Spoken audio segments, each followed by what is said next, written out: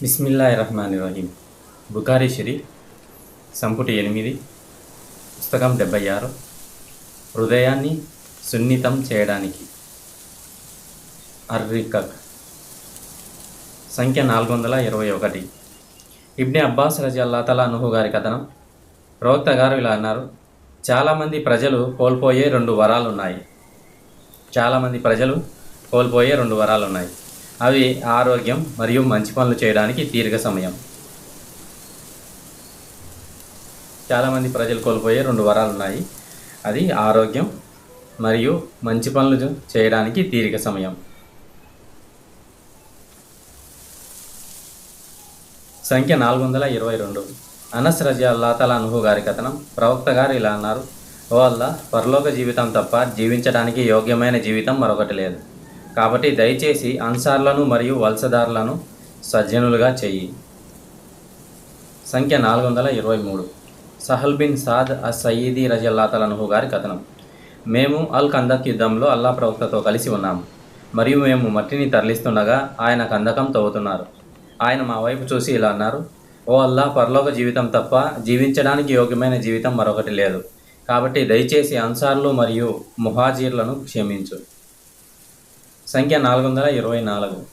సహల్ రజియల్లాహు తఆలా అన్హు గారి కథనం ప్రకారం ప్రవక్త గారు ఇలా అనడం నేను విన్నాను: స్వర్గంలో ఒక కొరడా ఆక్రమించే విస్తీర్ణమైన చిన్న స్థలం ఈ ప్రపంచం మరియు దానిలోని సమస్తం కన్నా ఉత్తమమైనది. మరియు అల్లాహ్ మార్గం కోసం ఉదయం లేదా మధ్యాహ్నం పూట చేసే ప్రయాణం ఈ ప్రపంచం మరియు దానిలోని సమస్తం కన్నా ఉత్తమమైనది. సంఖ్య 425. ముజాహిద్ రజియల్లాహు తఆలా అన్హు గారి కథనం.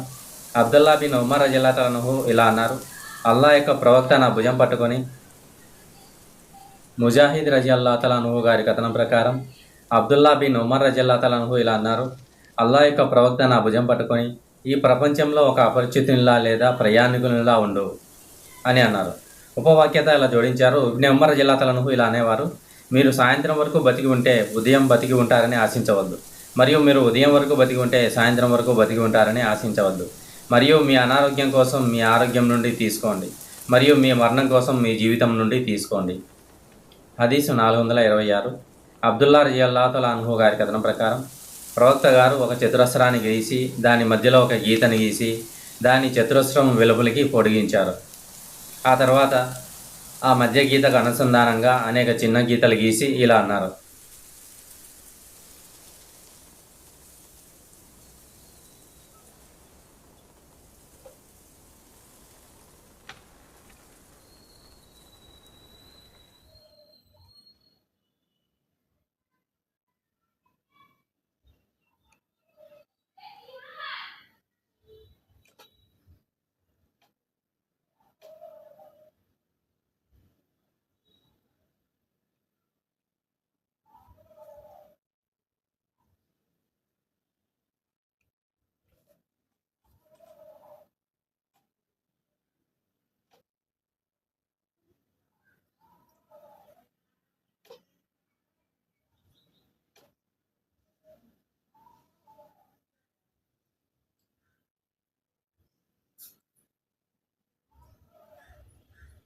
ఇలా.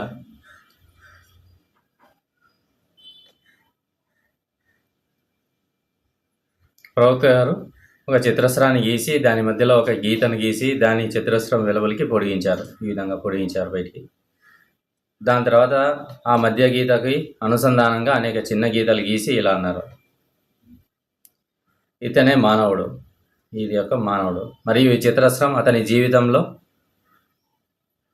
అన్ని వైపుల నుండి అతన్ని చుట్టుముట్టబడి ఉంది. ఈ చతురస్రం అతని జీవితకాలం.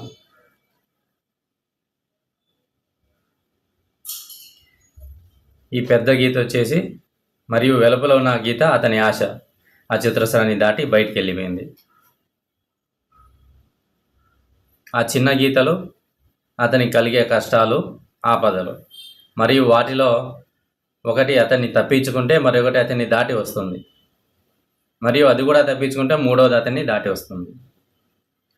అది మానవుని యొక్క జీవితం గురించి అట్లా ఒక చిన్న బొమ్మ గీసి చెప్పినారన్నమాట. సంఖ్య 427. అనస్ బిన్ మాలిక్ రజియల్లాహు తఆలా అన్హు గారి కథనం ప్రకారం ప్రవక్త సల్లల్లాహు అలైహి వసల్లం కొన్ని గీతలు గీసి ఇలా అన్నారు: ఇది మానవుని ఆశ మరియు ఇది అతని మరణం, ఇది అతని మరణక్షణం. అతను ఈ స్థితిలో ఉన్నప్పుడు సమీప గీత మరణం అతని వద్దకు వస్తుంది. హదీస్ 428. అబూ హురైరా రజియల్లాహు తఆలా అన్హు గారి కథనం ప్రకారం ప్రవక్త సల్లల్లాహు అలైహి వసల్లం గారు ఇలా అన్నారు: ఎవరి మరణక్షణం అయితే 20 సంవత్సరాల వయసు వచ్చే వరకు ఆలస్యమవుతుందో ఆ వ్యక్తి యొక్క సాకును అల్లాహ్ అంగీకరించరు. హదీస్ 429. అబూ హురైరా రజియల్లాహు తఆలా అన్హు గారి కథనం ప్రకారం ప్రవక్త సల్లల్లాహు అలైహి వసల్లం గారు ఇలా అనగా నేను విన్నాను: వృద్ధుని హృదయం 2 విషయాల్లో యవనంగా ఉంటుంది. అవి అతని ప్రపంచంపై ప్రేమ, దాని సంపద, వినోదాలు మరియు విలాసాలు, మరియు అతని నిరంతర ఆశ. సంఖ్య 430. అనస్ బిన్ మాలిక్ రజియల్లాహు తఆలా అన్హు గారి కథనం ప్రకారం ప్రవక్త సల్లల్లాహు అలైహి వసల్లం గారు ఇలా అన్నారు: ఆదాం కుమారుడు అనగా మానవుడు వృద్ధుడు అవుతాడు. అతనితో పాటు 2 కోరికలు కూడా వృద్ధులు అవుతాయి. అవి ఏమనగా సంపదపై ప్రేమ మరియు దీర్ఘాయువు. హదీస్ 431. బనీ సలీం తెగకు చెందిన ఉద్బాన్ బిన్ మాలిక్ అల్ అన్సారీ కథనం ప్రకారం అల్లా ప్రవక్త నా వద్దకు వచ్చి ఇలా అన్నారు: పునరుత్థాన దినాన ఎవరైనా అల్లా అనుగ్రహం పొందాలనే ఉద్దేశంతో మనస్ఫూర్తిగా లా ఇలాహ ఇల్లల్లాహ్ అని పలికితే అల్లా అతనికి నరకాగ్నిని నిషిద్ధం చేస్తారు. హదీస్ 432. అబూ హురైరా రజియల్లాహు తఆలా అన్హు గారి కథనం ప్రకారం అల్లా ప్రవక్త ఇలా అన్నారు: అల్లా ఇలా అంటున్నారు: నా విశ్వాసి అయిన దాసునికి నేను అతని ప్రియమైన స్నేహితుడిని లేదా బంధువుని మరణింపజేసినప్పుడు అతను సహనం వహించి అల్లా ప్రతిఫలం కోసం ఆశిస్తే ప్రతిఫలంగా స్వర్గం తప్ప మరేమీ ఇవ్వలేను. సంఖ్య 433. అమర్ బిన్ ఔఫ్ గారి కథనం ప్రకారం బనీ అమీర్ బిన్ లోయి తెగకు చెందిన మిత్రుడు మరియు అల్లా ప్రవక్తతో కలిసి బద్ర్ యుద్ధాన్ని చూసిన వారిలో ఒకడు. అల్లా ప్రవక్త జిజియా పన్ను వసూలు చేయడానికి అబూ ఉబైదా బిన్ అల్ జర్రాను బెహ్రెయిన్కు పంపారు. అల్లా ప్రవక్త బెహ్రెయిన్ ప్రజలతో శాంతి ఒప్పందం కుదుర్చుకొని అల్ ఆలా బిన్ అల్ హద్రమీని వారి నాయకుడిగా నియమించారు. అబూ ఉబైదా బెహ్రెయిన్ నుండి డబ్బుతో వచ్చారు. అబూ ఉబైదా రాక గురించి అన్సార్లు విన్నారు. అది అల్లా ప్రవక్త నేతృత్వంలోని ఫజర్ ఉదయపాతన సమయంలోనే జరిగింది. ప్రవక్త ప్రార్థన ముగించినప్పుడు వారు ఆయన వద్దకు వచ్చారు. అల్లా ప్రవక్త వారిని చూసి చిరునవ్వు నవ్వి ఇలా అన్నారు: అబూ ఉబైదా రాక గురించి అతని ఏదో తెచ్చాడని మీరు విన్నారని నేను అనుకుంటున్నాను. వారు అవును ఓ అల్లా ప్రవక్త అని వదిలించారు. ఆయన ఇలా అన్నారు: ఈ శుభవార్తని స్వీకరించండి మరియు మీకు సంతోషాన్ని కలిగించే దానికోసం ఆశించండి. అల్లా సాక్షిగా మీరు పేదవారు అవుతారని నాకు భయం లేదు. కానీ మీకు పూర్వం ఉన్న జాతులకు ఇవ్వబడినట్లే ప్రాపంచిక సంపద మీకు సమృద్ధిగా ఇవ్వబడుతుందని మరియు పూర్వజాతులు దానికోసం పోటీ పడినట్లే మీరు కూడా ఒకరితో ఒకరు పోటీ పడడం ప్రారంభిస్తారని, ఆపై అది వారిని మళ్లించినట్లే మిమ్మల్ని కూడా మంచి నుండి మళ్లిస్తుందని నాకు భయం. హదీస్ 434. ఉక్బా బిన్ ఆమీర్ రజియల్లాహు తఆలా అన్హు గారి కథనం ప్రకారం ప్రవక్త బయటికి వెళ్ళి ఉహద్ యుద్ధ సమయంలో అమరవీరుల కోసం జనాజా నమాజ్ చేశారు. తర్వాత ఉపన్యాస పీఠంపైకి ఎక్కి ఇలా అన్నారు: నేను మీకు పూర్వీకుడని మరియు నేను మీకు వ్యతిరేకంగా సాక్షిని. అల్లా సాక్షిగా నేను ఇప్పుడు నా అల్కౌసర్ సరస్సును చూస్తున్నాను మరియు నాకు భూమి యొక్క నిధుల తాళాలు ఇవ్వబడ్డాయి. అల్లా సాక్షిగా ఆ తర్వాత మీరు అల్లాను కాకుండా ఇతరులను ఆరాధిస్తారని నేను భయపడడం లేదు. నా తర్వాత మీరు అల్లాను కాకుండా ఇతరులను ఆరాధిస్తారని నేను భయపడడం లేదు. కానీ మీరు ఈ ప్రపంచ సుఖాల కోసం పోటీ పడడం ప్రారంభిస్తారని నేను భయపడుతున్నాను. సంఖ్య 435. అబూ సయీద్ అల్ ఖుద్రీ గారి కథనం ప్రకారం అల్లా ప్రవక్త సల్లల్లాహు అలైహి వసల్లం గారు ఇలా అన్నారు: మీ విషయంలో నేను అన్నిటికన్నా ఎక్కువగా భయపడేది అల్లా మీకు ప్రసాదించబోయే ప్రాపంచిక అనుగ్రహాల గురించే. అప్పుడు ఈ ప్రపంచంలోని అనుగ్రహాలు ఏమిటి అని అడగగా ప్రవక్త సల్లల్లాహు అలైహి వసల్లం ఇలా అన్నారు: ప్రపంచంలోని సుఖాలు. ఒక వ్యక్తి మంచి చెడును పుట్టించగలదా అని అడిగారు. ఆయనకు దైవ ప్రేరణ కలుగుతోందేమోనని మేము అనుకునేంత వరకు ప్రవక్త సల్లల్లాహు అలైహి వసల్లం గారు కొంతసేపు మౌనంగా ఉన్నారు.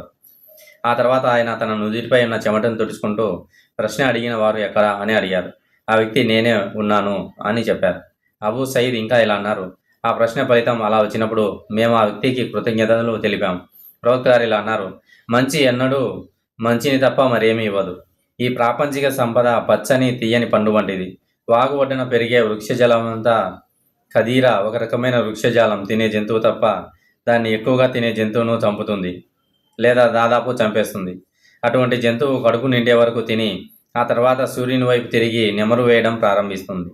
అప్పుడు అది పేడ మూత్రం విసర్జించి మళ్ళీ తినడానికి వెళ్తుంది. ఈ ప్రాపంచిక సంపద తీయని పండు వంటిది. ఒక వ్యక్తి దానిని ధర్మబద్ధంగా సంపాదించి సరిగ్గా ఖర్చు చేస్తే అది ఒక శ్రేష్టమైన సహాయకారిగా ఉంటుంది. ఎవరైతే దానిని అక్రమంగా సంపాదిస్తారో వారు ఎంత తిన్నా తృప్తి చెందని వానిలా ఉంటారు. హదీస్ 436.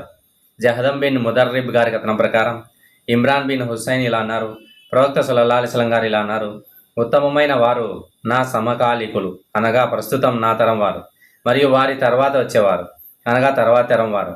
ఇమ్రాన్ రజల్లాహు అన్హు ఇంకా ఇలా అన్నారు, ప్రవక్త సల్లల్లాహు అలైహి వసల్లం గారు మొదటిసారి చెప్పిన తర్వాత ఆ వాక్యాన్ని రెండోసారి పునరావృతం చేశారో లేదో నాకు ఖచ్చితంగా తెలియదు. ప్రవక్త సల్లల్లాహు అలైహి వసల్లం గారు ఇంకా ఇలా అన్నారు, మరియు వారి తర్వాత సాక్ష్యం చెప్పే ప్రజలు వస్తారు, అయినప్పటికీ వారిని సాక్ష్యం చెప్పమని ఎవరూ అడగరు, మరియు వారు ద్రోహులుగా ఉంటారు, మరియు వారిని ఎవరూ నమ్మరు, మరియు వారు మొక్కులు మొక్కుకుంటారు కానీ వాటిని నెరవేర్చరు, మరియు వారిలో స్థూలకాయం కనిపిస్తుంది. సంఖ్య 437. అబ్దుల్లా రజియల్లాహు అన్హు గారి కథనం ప్రకారం ప్రవక్త సల్లల్లాహు అలైహి వసల్లం గారు ఇలా అన్నారు, ఉత్తమమైన ప్రజలు నా తరం వారు, ఆ తర్వాత వారి తర్వాత వచ్చేవారు, ఆ తర్వాత తరం, ఆ తర్వాత వారి తర్వాత వచ్చేవారు, ఆ తర్వాత వారి తర్వాత వచ్చే సాక్ష్యం వారి ప్రమాణాల కంటే ముందుంటుంది, మరియు వారి ప్రమాణాలే వారి సాక్ష్యం కంటే ముందుంటాయి. సంఖ్య 438. కైస్ రజియల్లాహు అన్హు గారి కథనం ప్రకారం తన పొత్తి గడువుపై 7 ముద్రలు వేయించుకున్న ఖబ్బాబ్ రజియల్లాహు అన్హు ఇలా అనగా నేను విన్నాను, ఒకవేళ అల్లా ప్రవక్త సల్లల్లాహు అలైహి వసల్లం మరణం కోసం అల్లాను ప్రార్థించవద్దని మమ్మల్ని నిషేధించకపోయి ఉంటే నేను మరణం కోసం అల్లాను ప్రార్థించి ఉండేవాడిని. ముహమ్మద్ సల్లల్లాహు అలైహి వసల్లం సహచరులు ఈ లోకంలో తమ ప్రతిఫలంలో ఏమీ పొందకుండానే వెళ్ళిపోయారు, అంటే వారికి పరలోకంలో సంపూర్ణ ప్రతిఫలం లభిస్తుంది, కానీ మేము ప్రాపంచిక సంపదను పోగు చేసుకున్నాం, దానిని భూమిపై తప్ప అంటే ఇల్లు కట్టుకోవడానికి ఖర్చు చేయలేము. హదీస్ 439. కైస్ రజియల్లాహు అన్హు గారి కథనం. ఖబ్బాబ్ రజియల్లాహు అన్హు ఒక గోడ కదులుతుండగా నేను అతని వద్దకు వెళ్ళాను. అప్పుడు అతను ఇలా అన్నారు, ఈ లోకాన్ని విడిచిపెట్టిన మా సహచరులు అందులో తమ ప్రతిఫలంలో దేనిని అనుభవించలేదు, కానీ మేము వారి తర్వాత భూమిపై తప్ప అంటే కట్టడాలపై ఖర్చు చేయలేని అపారమైన సంపదను పోగు చేసుకున్నాం. సంఖ్య 440. ఖబ్బాబ్ రజియల్లాహు అన్హు గారి కథనం. మేము ప్రవక్తతో పాటు వలస వెళ్ళాం. ఈ కథనం వలస గురించిన అధ్యాయంలో ఉంది. సంఖ్య 441. ఇబ్ని అబ్బాస్ గారి కథనం. ఉస్మాన్ బిన్ అఫ్ఫాన్ తన ఆసనంపై కూర్చొని ఉండగా వజూ చేసుకోవడానికి నేను ఆయనకు నీళ్లు తెచ్చాను. అతను వజూను పరిపూర్ణంగా చేసి ఇలా అన్నారు, ఈ ప్రదేశంలో ప్రవక్త గారు వజూ చేయడం నేను చూశాను. ఆయన దానిని పరిపూర్ణంగా చేసి ఇలా అన్నారు, ఎవరైతే నేను ఈసారి చేసినట్లుగా వజూ చేసి ఆ తర్వాత మసీదుకు వెళ్ళి 2 రకాతులు నమాజ్ చేసి అక్కడ తప్పనిసరి సామూహిక నమాజ్ కోసం ఎదురు చూస్తూ కూర్చుంటారో వారి గత పాపాలన్నీ క్షమించబడతాయి. ప్రవక్త గారు ఇంకా ఇలా అన్నారు, మీ నమాజ్ వల్ల మీ పాపాలు క్షమించబడతాయని అహంకారం వహించకండి. సంఖ్య 442. మీర్దాస్ అల్ అస్లామీ గారి కథనం ప్రకారం ప్రవక్త గారు ఇలా అన్నారు, సజ్జనులు ధర్మపరులు ఒకరి తర్వాత ఒకరు వరుసగా నిష్క్రమిస్తారు, మరణిస్తారు, మరియు భూమిపై యవగింజల నిరుపయోగమైన పొట్టు లేదా చెడిపోయిన ఖర్జూరాల వలె నిరుపయోగమైన ప్రజలు మిగిలి ఉంటారు, మరియు అల్లాహ్ అలా చేయడు. సంచిక 443. అబూ హురైరా రజియల్లాహు అన్హు గారి కథనం ప్రకారం ప్రవక్త గారు ఇలా అన్నారు, దీనార్, దిర్హం, కతీఫా మందపాటి మృదువైన వస్త్రం మరియు కమీసా అనే బానిస నశించిపోగాక, ఎందుకంటే అతనికి అవి ఇవ్వబడితే సంతోషిస్తాడు, లేకపోతే అసంతృప్తి చెందుతారు. సంఖ్య 444. ఇబ్ని అబ్బాస్ గారి కథనం ప్రకారం ప్రవక్త గారు ఇలా అనగా నేను విన్నాను, ఆదాం కుమారునికి 2 లోయల కొద్దీ ధనం ఉన్నా అతను 3వ దానిని కోరుకుంటారు, ఎందుకంటే ఆదాం కుమారునికి కడుపును ధూళి తప్ప మరేది నింపలేదు, మరియు తన ఎదుట పశ్చాత్తాపడిన వానిని అల్లా క్షమిస్తారు. సంఖ్య 445. ఇబ్ని అబ్బాస్ రజియల్లాహు అన్హు గారి కథనం ప్రకారం అల్లా ప్రవక్త సల్లల్లాహు అలైహి వసల్లం ఇలా అనగా నేను విన్నాను, ఆదాం కుమారునికి 1 లోయంత ధనం ఉన్నా అతను దానిలాంటి మరొక దానినే కోరుకుంటారు, ఎందుకంటే ఆదాం కుమారునికి కంటికి ధూళి తప్ప మరేది తృప్తినివ్వదు, మరియు తన ఎదుట పశ్చాత్తాపడిన వానిని అల్లా క్షమిస్తారు. ఈ వాక్యం ఖురాన్ నుండి ఉదహరించబడిందో లేదో నాకు తెలియదు అని ఇబ్ని అబ్బాస్ గారు అన్నారు. అతా రజియల్లాహు అన్హా ఇలా అన్నారు, ఇబ్ని అజుబైర్ ఉపన్యాస వేదికపై ఉన్నప్పుడు ఈ కథనాన్ని చెప్పగా నేను విన్నాను. సంఖ్య 446. సహల్ బిన్ సాద్ రజియల్లాహు అన్హు గారి కథనం ప్రకారం మక్కాలో ప్రసంగ పీఠంపై ఉన్న ఇబ్ని అజుబైర్ ఇలా ప్రసంగిస్తుండగా నేను విన్నాను, ఓ మానవులారా, ప్రవక్త గారు ఇలా అనేవారు, ఆదాం కుమారునికి 1 లోయ నిండా బంగారం ఇచ్చినా అతను 2వ దానిని కూడా కోరుకుంటారు, 2వది ఇచ్చినా అతను 3వ దానిని కోరుకుంటారు, ఎందుకంటే ఆదాం కుమారుని కడుపుని ధూళి తప్ప మరేది నింపలేదు, మరియు తన ఎడల పశ్చాత్తాపడిన వానిని అల్లా క్షమిస్తారు. ఉబైర్ రజియల్లాహు అన్హు ఇలా అన్నారు, ప్రాపంచిక వస్తువులను పోగు చేయడంలో పరస్పర పోటీ మిమ్మల్ని దారి మళ్లిస్తుంది. సూరా 102లో ఒక ఆయతే అనే సూరా అవతరించే వరకు మేము దానిని ఖురాన్లో ఒక వాక్యంగానే భావించాం. సంఖ్య 447. అనస్ బిన్ మాలిక్ రజల్లాహు అన్హు గారి కథనం ప్రకారం అల్లా ప్రవక్త ఇలా అన్నారు, ఆదాం కుమారునికి ఒక లోయ నిండా బంగారం ఉన్నా అతను రెండో లోయను కోరుకుంటారు, ఎందుకంటే అతని నోటిలో ధూళి తప్ప మరేది నిండదు, మరియు అతను తన ఎడల పశ్చాత్తాపడిన వానిని అల్లా క్షమిస్తారు. సంఖ్య 448. హకీం బిన్ హిజాం రజల్లాహు అన్హు గారి కథనం ప్రకారం నేను ప్రవక్తను కొంత డబ్బు కోసం అడిగాను, ఆయన నాకు ఇచ్చారు. ఆ తర్వాత మళ్ళీ అడిగాను, ఆయన నాకు ఇచ్చారు. ఆ తర్వాత మళ్ళీ అడిగాను, ఆయన నాకు ఇచ్చారు. అప్పుడు ఆయన ఇలా అన్నారు, ఈ సంపద పచ్చని మరియు తీయని పండు వంటిది, మరియు ఎవరైతే దానిని దురాశ లేకుండా తీసుకుంటారో అల్లా దానిని అతనికి ఆశీర్వదిస్తారు.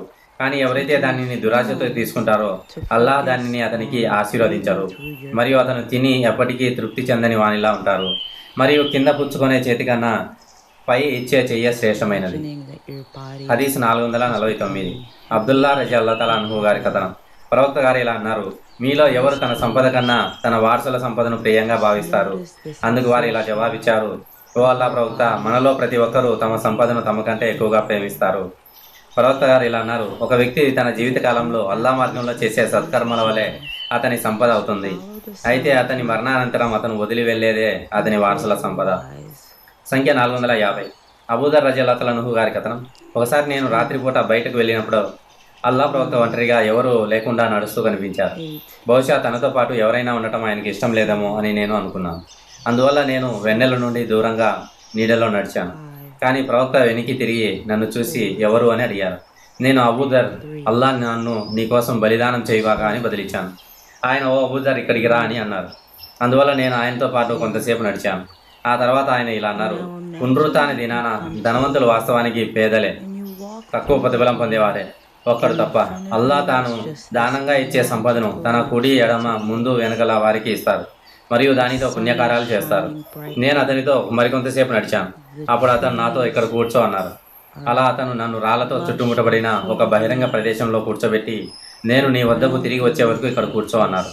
అతను నాకు కనపడేంత వరకు అల్ హర్రా వైపు వెళ్ళారు, మరియు చాలాసేపు దూరంగానే ఉన్నారు. ఆ తర్వాత అతను వస్తూ, ఒకవేళ ఇతను దొంగతనం చేసినా మరియు అక్రమ సంబంధం పెట్టుకున్నా కూడానా అని అనడం నేను విన్నాను. అతను వచ్చినప్పుడు నేను ఓపిక పట్టలేక అతనిని, ఓ అల్లా ప్రవక్త, అల్లా నన్ను మీకోసం బలిదానం చేయగాక, మీరు అల్ హర్రా పక్కన ఎవరితో మాట్లాడుతున్నారు? మీ మాటలకు ఎవరు స్పందించడం నేను వినలేదు అని అడిగాను. అతను ఇలా అన్నారు, అల్ హర్రా పక్కన నాకు జిబ్రాయిల్ అలైహిస్సలాం ప్రత్యక్షమై, మీ అనుచరులకు ఈ శుభవార్తను తెలియజేయండి, అల్లా తప్ప మరే దానిని ఆరాధించకుండా మరణించిన వాడు స్వర్గంలోకి ప్రవేశిస్తాడు అని చెప్పారు. నేను, ఓ జిబ్రాయిల్, అతను దొంగతనం చేసినా లేక అక్రమ సంబంధం పెట్టుకున్నానా అని అడిగాను. అతను అవును అన్నారు. నేను, అతను దొంగతనం చేసినా లేక అక్రమ సంబంధం పెట్టుకున్నానా అని అడిగాను. అతను అవును అన్నారు. నేను, అతను దొంగతనం చేసినా లేక అక్రమ సంబంధం పెట్టుకున్నా కూడానా అని అడిగాను. అతను అవును అన్నారు. హదీస్ 451. అబూదర్ రజల్లాహు అన్హు గారి కథనం నేను మదీనాలో హర్రాలో ప్రవక్తతో కలిసి నడుస్తున్నప్పుడు ఉహద్ పర్వతం కనపడింది. ప్రవక్త గారు, ఓ అబూదర్ అన్నారు. నేను, ఓ ప్రవక్త అన్నాను. ఆయన ఇలా అన్నారు, ఈ ఉహద్ పర్వతానికి సమానమైన బంగారం నా దగ్గర ఉన్నా నాకు ఇష్టం లేదు. అప్పులు తీర్చడానికి నేను ఉంచుకునేది తప్ప దానిలో ఒక్క దీనార్ కూడా 3 రోజుల కన్నా ఎక్కువ నా దగ్గర మిగలకూడదు. నేను అదంతా అల్లా దాసుల మధ్య ఇలా ఇలా ఇలా పంచిపెట్టేవాడిని. ప్రవక్త దాన్ని వివరిస్తూ తన కుడి ఎడమ మరియు వెనక వైపు చేతితో చూపించారు. ఆయన తన నడకను కొనసాగిస్తూ ఇలా అన్నారు, పునరుత్థాన దినాన ధనవంతులు నిజానికి పేదలే, వారికి తక్కువ ప్రతిఫలం లభిస్తుంది. తమ సంపదను తమ కుడి ఎడమ వెనుక వైపులా ఇలా అలా అలా ఖర్చు పెట్టేవారు తప్ప. కానీ అలాంటి వారు సంఖ్యలో చాలా తక్కువ. ఆ తర్వాత ఆయన నాతో, నేను తిరిగి వచ్చే వరకు నీ స్థానంలోనే ఉండు, దానిని విడిచిపెట్టవద్దు అని అన్నారు. ఆ తర్వాత ఆయన కనుమరుగయ్యే వరకు ఆ రాత్రి చీకట్లో ముందుకు సాగారు. అప్పుడు నేను ఒక పెద్ద స్వరం విన్నాను. ప్రవక్తకు ఏమైనా జరిగిందేమోనని భయపడ్డాను. నేను ఆయన వద్దకు వెళ్ళాను. కానీ ఆయన నాతో చెప్పిన మాట అంటే, నేను నీ వద్దకు తిరిగి వచ్చే వరకు నీ స్థానాన్ని విడిచిపెట్టవద్దు అనే మాట గుర్తుకొచ్చింది. కాబట్టి ఆయన నా వద్దకు తిరిగి వచ్చే వరకు నేను నా స్థానంలోనే ఉండిపోయాను. నేను, ఓ ప్రవక్త, నేను ఒక స్వరం విన్నాను, నాకు భయం వేసింది అని అన్నాను. కాబట్టి నేను జరిగిందంతా ఆయనకు చెప్పాను. ఆయన, నువ్వు విన్నావా అని అడిగారు. అవును అని జవాబిచ్చాను. అతను ఇలా అన్నారు, జిబ్రాయిల్ అలైహిస్సలాం నా వద్దకు వచ్చి, ఎవరైతే అల్లాతో పాటు ఇతరులను ఆరాధించకుండా మరణిస్తారో వారు స్వర్గంలోకి ప్రవేశిస్తారు అని చెప్పారు. నేను జిబ్రాయిల్ అలైహిస్సలాంను అడిగాను, అతను దొంగతనం చేసినా లేక అక్రమ సంబంధం పెట్టుకున్నా కూడానా? జిబ్రాయిల్ అలైహిస్సలాం ఇలా అన్నారు, అవును, అతను దొంగతనం చేసినా లేదా అక్రమ లైంగిక సంబంధం పెట్టుకున్నా కూడా. సంఖ్య 452. అబూ హురైరా రజల్లాహు అన్హు గారి కథనం ప్రకారం ప్రవక్త గారు ఇలా అన్నారు, నా దగ్గర ఉహద్ పర్వతం అంత బంగారం ఉన్నా 3 రాత్రుల తర్వాత అప్పు తీర్చడానికి ఉంచుకునేది తప్ప దానిలో ఏది నా వద్ద మిగిలి ఉండటం నాకు సంతోషాన్ని కలిగించదు. అంటే నేను అదంతా అల్లా మార్గంలోనే ఖర్చు చేస్తాను. సంఖ్య 453. అబూ హురైరా రజియల్లాహు తఆలా అన్హు గారి కథనం ప్రకారం ప్రవక్త సల్లల్లాహు అలైహి వసల్లం గారు ఇలా అన్నారు: సంపద అంటే గొప్ప ఆస్తి కలిగి ఉండటం కాదు, సంపద అంటే ఆత్మ సంతృప్తి. సంఖ్య 454. సహల్ బిన్ సాద్ అస్ సయీద్ రజియల్లాహు అన్హు గారి కథనం ప్రకారం ఒక వ్యక్తి అల్లా ప్రవక్త వద్ద నుండి వెళ్తుండగా ప్రవక్త సల్లల్లాహు అలైహి వసల్లం తన పక్కన కూర్చున్న వ్యక్తిని ఈ వెళ్తున్న వ్యక్తి గురించి నీ అభిప్రాయం ఏంటి అని అడిగారు. అతను ఇలా జవాబిచ్చారు: ఈ బాటసారి సజ్జనులకు చెందినవాడు. అల్లా సాక్షిగా ఇతను ఒక స్త్రీని వివాహం చేసుకోవడానికి అడిగితే ఆమె అతనికి ఇవ్వబడాలి, మరియు ఇతను ఎవరి కోసమైనా సిఫారసు చేస్తే అతని సిఫారసు స్వీకరించబడుతుంది. అల్లా ప్రవక్త మౌనంగా ఉన్నారు. ఆ తర్వాత మరొక వ్యక్తి అటుగా వెళ్ళారు, మరియు అల్లా ప్రవక్త అదే వ్యక్తిని తన సహచరుని మళ్ళీ అడిగారు: ఈ రెండవ వ్యక్తి గురించి నీ అభిప్రాయం ఏమిటి? అతను ఇలా అన్నారు: ఓ అల్లా ప్రవక్త, ఈ వ్యక్తి పేద ముస్లింలలో ఒకడు. ఒకవేళ అతనికి ఒక స్త్రీని వివాహం చేసుకోవడానికి అడిగితే ఎవరూ అతన్ని అంగీకరించరు, మరియు అతను ఎవరి కోసమైనా సిఫారసు చేస్తే ఎవరూ అతని సిఫారసును అంగీకరించరు, మరియు అతను మాట్లాడితే ఎవరూ అతని మాట వినరు. అప్పుడు అల్లా ప్రవక్త ఇలా అన్నారు: భూమిని నింపేంత పెద్ద సంఖ్యలో ఉన్న మొదటి రకం ధనవంతుల కంటే ఈ పేదవాడు మేలు. భూమిని నింపేంత పెద్ద సంఖ్యలో ఉన్న మొదటి రకం ధనవంతుల కంటే ఈ పేదవాడు మేలు. సంఖ్య 455. అబూ వైల్ రజియల్లాహు తఆలా అన్హు గారి కథనం ప్రకారం మేము అనారోగ్యంతో ఉన్న కబ్బాబ్ రజియల్లాహు తఆలా అన్హును చూడడానికి వెళ్ళాము. అప్పుడు అతను ఇలా అన్నారు: మేము అల్లా కొరకు ప్రవక్తతో కలిసి వలస వెళ్ళాము, మరియు మా ప్రతిఫలం అల్లాకు చెందవలసి ఉంది. మాలో కొందరు ఏ ప్రతిఫలం పొందకుండానే మరణించారు. వారిలో ఒకరు ముస్అబ్ బిన్ ఉమర్. ఆయన ఉహద్ యుద్ధం జరిగిన రోజున అమరుడయ్యారు. ఆయనను కఫన్ కట్టడానికి కేవలం ఒకే ఒక వస్త్రాన్ని వదిలి వెళ్ళారు. మేము దానితో ఆయన తలను కప్పితే ఆయన పాదాలు బయటపడేవి, ఆయన పాదాలు కప్పితే ఆయన తల కూడా బయటపడేది. అందువల్ల ప్రవక్త గారు దానితో ఆయన తలను కప్పి ఆయన పాదాలపై కొంత ఇద్దర్, ఒక రకమైన గడ్డిపరచమని మాకు ఆజ్ఞాపించారు. మరోవైపు మాలో కొందరు తమ పుణ్య ఫలాలను పొంది వాటిని ఈ లోకంలోనే కోసుకుంటున్నారు. సంఖ్య 456. ఇమ్రాన్ బిన్ హుస్సేన్ రజియల్లాహు తఆలా అన్హు గారి కథనం ప్రకారం ప్రవక్త సల్లల్లాహు అలైహి వసల్లం గారు ఇలా అన్నారు: నేను స్వర్గంలో చూసినప్పుడు దాని నివాసులలో అత్యధికులు పేదవారే అని కనుగొన్నాను. అలాగే నేను నరకాగ్నిలో చూసినప్పుడు దాని నివాసులలో అత్యధికులు స్త్రీలే అని కనుగొన్నాను. సంఖ్య 457. అనస్ రజియల్లాహు తఆలా అన్హు గారి కథనం ప్రకారం ప్రవక్త సల్లల్లాహు అలైహి వసల్లం మరణించే వరకు బల్లపై భోజనం చేయలేదు, మరియు మరణించే వరకు చక్కగా కాల్చిన పల్చని గోధుమ రొట్టె కూడా తినలేదు. సంఖ్య 458.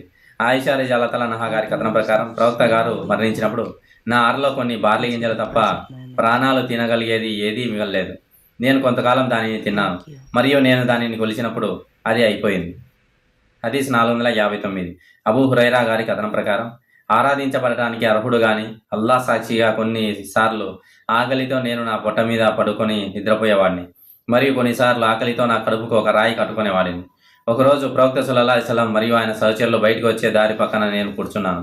అబూబకర్ రజియల్లాహు తఆలా అన్హు అటుగా వెళ్తున్నప్పుడు నేను ఆయనను అల్లా గ్రంథంలో ఒక ఆయతను గురించి అడిగాను. కేవలం నా ఆకలి తీర్చమని మాత్రమే ఆయనను కోరాను, కానీ ఆయన నన్ను పట్టించుకోకుండా వెళ్ళిపోయారు.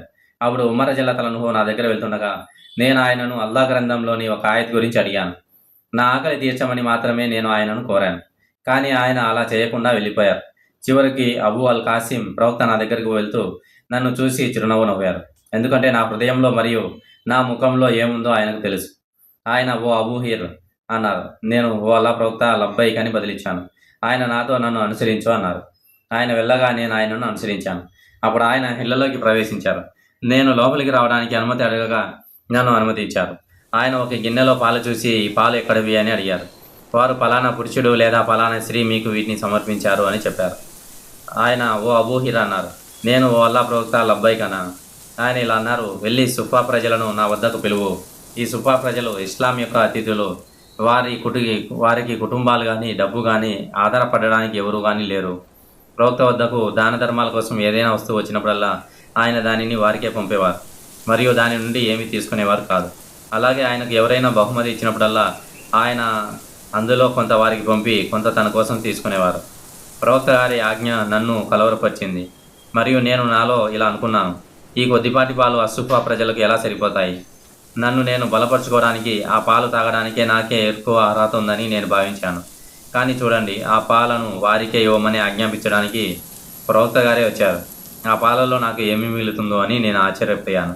కానీ ఏదైనా నేను అల్లా మరియు ఆయన ప్రవక్తకు విధేయత చూపక తప్పదు. కాబట్టి నేను అస్సుఫా ప్రజల వద్దకు వెళ్ళి వారిని పిలిచాను. వారు వచ్చి లోపలికి రావడానికి ప్రవక్త గారి అనుమతి కోరారు. వారు లోపలికి అనుమతించబడి సభలో తమ తమ ఆసనాలలో కూర్చున్నారు. ప్రవక్త గారు ఓ అబూహీర్ అన్నారు. నేను ఓ అల్లా ప్రవక్త అన్నాను. ఆయన దీనిని తీసుకొని వారికి ఇవ్వు అన్నారు. కాబట్టి నేను ఆ పాలగిన్నెను తీసుకొని ఒక వ్యక్తికి ఇవ్వడం ప్రారంభించాను. అతను కడుపు నిండా తాగి దానిని నాకు తిరిగి ఇచ్చారు. ఆ తర్వాత నేను దానిని మరొక వ్యక్తికి ఇచ్చేవాడిని. అతను కూడా కడుపు నిండా తాగి దానిని తిరిగి ఇచ్చేవారు. నేను దానిని ఇంకొక వ్యక్తికి ఇచ్చేవాడిని. అతను కూడా కడుపు నిండా తాగి నాకు తిరిగి ఇచ్చేవారు. చివరగా ఆ బృందమంతా కడుపు నిండా తాగిన తర్వాత నేను ప్రవక్త గారి వద్దకు చేరుకున్నాను. ఆయన ఆ గిన్నెను తీసుకొని తన చేతిలో పెట్టుకొని నా వైపు చూసి చిరునవ్వుతో ఓ అబూహీర్ అన్నారు. నేను ఓ అల్లా ప్రవక్త అని బదిలిచ్చాను. ఆయన ఇక మిగిలింది నువ్వు నేను అన్నారు. నేను ఓ అల్లా ప్రవక్త, మీరు చెప్పింది నిజమే అన్నారు. అతను కూర్చోండి త్రాగండి అన్నారు. నేను కూర్చొని త్రాగాను. అతను త్రాగండి అనగా నేను త్రాగాను. నేను వద్దు, సత్యాన్ని ఇచ్చి మిమ్మల్ని పంపిన అల్లా సాక్షిగా నా కడుపులో దానికి చోటు లేదు అని చెప్పేంత వరకు ఆయన నన్ను తాగమని పదే పదే చెబుతున్నారు. అతను దాన్ని నాకు ఇవ్వండి అన్నారు. నేను అతనికి గిన్నె ఇచ్చినప్పుడు అతను అల్లాహ్ను స్తుతించి దానిపై అల్లా నామాన్ని ఉచ్చరించి మిగిలిన భాగాలను తాగారు. హదీస్ 460. సాద్ రజల్లాహు అన్హు గారి కథనం ప్రకారం అరబులలో అల్లా మార్గం కోసం బాణం వేసిన మొదటి వ్యక్తిని నేనే. మేము అల్లా మార్గం కోసం పోరాడేవాళ్ళం. ఆ సమయంలో మాకు తినడానికి హుబ్లా మరియు సుమూర్ చెట్ల, ఎడారి చెట్ల ఆకులు తప్ప మరేమీ ఉండేవి కావు. దానివల్ల మా మలం గొర్రెమలంలా విసర్జించేది. ఈనాడు బనీ అసద్ తెగ ప్రజలు నాకు ఇస్లాం చట్టాలను బోధిస్తున్నారు. అలా అయితే నేను నాశనమైనట్లే, మరియు ఆ కష్టకాలంలో నేను పడిన శ్రమలన్నీ వృధా అయినట్లే. సంఖ్య 461. ఆయిషా రజల్లాహు అన్హా గారి కథనం. ముహమ్మద్ సల్లల్లాహు అలైహి వసల్లం గారి కుటుంబం మదీనాకు వలస వెళ్ళినప్పటి నుండి ప్రవక్త మరణించే వరకు వరుసగా 3 రోజుల పాటు కడుపు నిండా గోధుమ రొట్టె తినలేదు. సంఖ్య 462. ఆయిషా రజల్లాహు అన్హా గారి కథనం. ముహమ్మద్ సల్లల్లాహు అలైహి వసల్లం గారి కుటుంబం ఒక రోజులో 2 పూట్ల భోజనం చేసేది కాదు. కానీ ఆ రెండింటిలో ఒకటి ఖర్జూర పండ్లతో చేసినదై ఉండేది. సంఖ్య 463. ఆయిషా రజల్లాహు అన్హా గారి కథనం. ప్రవక్త యొక్క పరుపు తాటినారతో నింపిన తోలుపెట్టెతో తయారు చేయబడింది. సంఖ్య 464. ఖతాదా రజల్లాహు అన్హు గారి కథనం. మేము అనస్ బిన్ మాలిక్ రజల్లాహు అన్హు వద్దకు వెళ్ళినప్పుడు అతని రొట్టెలు తయారు చేసేవాడు నిలబడి ఉండడం చూసేవాళ్ళం. అనస్ రజల్లాహు అన్హు ఇలా అన్నారు. తినండి, ప్రవక్త మరణించే వరకు బాగా కాల్చిన పల్చని రొట్టెను ఎప్పుడు చూసినట్లు నాకు తెలియదు, మరియు ఆయన తన కళ్ళతో కాల్చిన గొర్రెను ఎన్నడూ చూడలేదు. సంఖ్య 465. ఆయిషా గారి కథనం. ఒక పూర్తి నెల గడిచిపోయేది. ఆ సమయంలో మేము వంట కోసం నిప్పు పెట్టేవాళ్ళం కాదు, మరియు మాకు బహుమతిగా ఏదైనా మాంసం ఇస్తే తప్ప మా ఆహారం కేవలం ఖర్జూరాలు మరియు నీరు మాత్రమే ఉండేది. సంఖ్య 466. ఆయిషా రజల్లాహు అన్హా గారి కథనం. ఆమె ఉర్వా రజల్లాహు అన్హాతో ఇలా అన్నారు. ఓ నా సోదరి కుమారుడా, మేము 2 నెలల్లో 3 నెలవంకలు చూసేవాళ్ళం, మరియు అల్లా ప్రవక్త ఇళ్లలో నిప్పు పెట్టేవాళ్ళు కాదు, అంటే ఏమీ వండేవారు కాదు. ఉర్వా రజల్లాహు అన్హా గారు ఇలా అన్నారు. మిమ్మల్ని పోషించేది ఏమిటి? ఆయిషా రజల్లాహు అన్హా ఇలా అన్నారు. ఆ 2 నల్లని వస్త్రాలు అనగా ఖర్జూరాలు మరియు నీరు, అల్లా తప్ప. ప్రవక్తకు అన్సార్ల తెగకు చెందిన పొరుగువారు ఉండేవారు. వారి వద్ద కొన్ని పాలిచ్చే ఒంటెలు ఉండేవి, మరియు వారు తమ ఇంటి నుండి ప్రవక్తకు కొంత పాలు ఇచ్చేవారు, మరియు ఆయన మాకు దానిని త్రాగించేవారు. సంఖ్య 467. అబూ హురైరా రజల్లాహు అన్హు గారి కథనం ప్రకారం అల్లాహ్ యొక్క ప్రవక్త ఇలా అన్నారు. ఓ అల్లాహ్, ముహమ్మద్ కుటుంబానికి ఆహారం ప్రసాదించు. సంఖ్య 468. మష్రూక్ రజల్లాహు అన్హు గారి కథనం. నేను ఆయిషాను ప్రవక్తకు అత్యంత ప్రియమైన కార్యం ఏది అని అడిగాను. ఆమె క్రమం తప్పకుండా స్థిరంగా చేసే పని అని చెప్పింది. నేను ఆయన తహజుద్ నమాజ్ కోసం రాత్రిపూట ఏ సమయానికి నిద్ర లేచేవారు అని అడిగాను. ఆమె చెప్పింది, ఆయన రాత్రి చివరి 3 భాగంలో కోడికూత వినగానే నిద్ర లేచేవారు. సంఖ్య 469. ఆయిషా రజల్లాహు అన్హా గారి కథనం.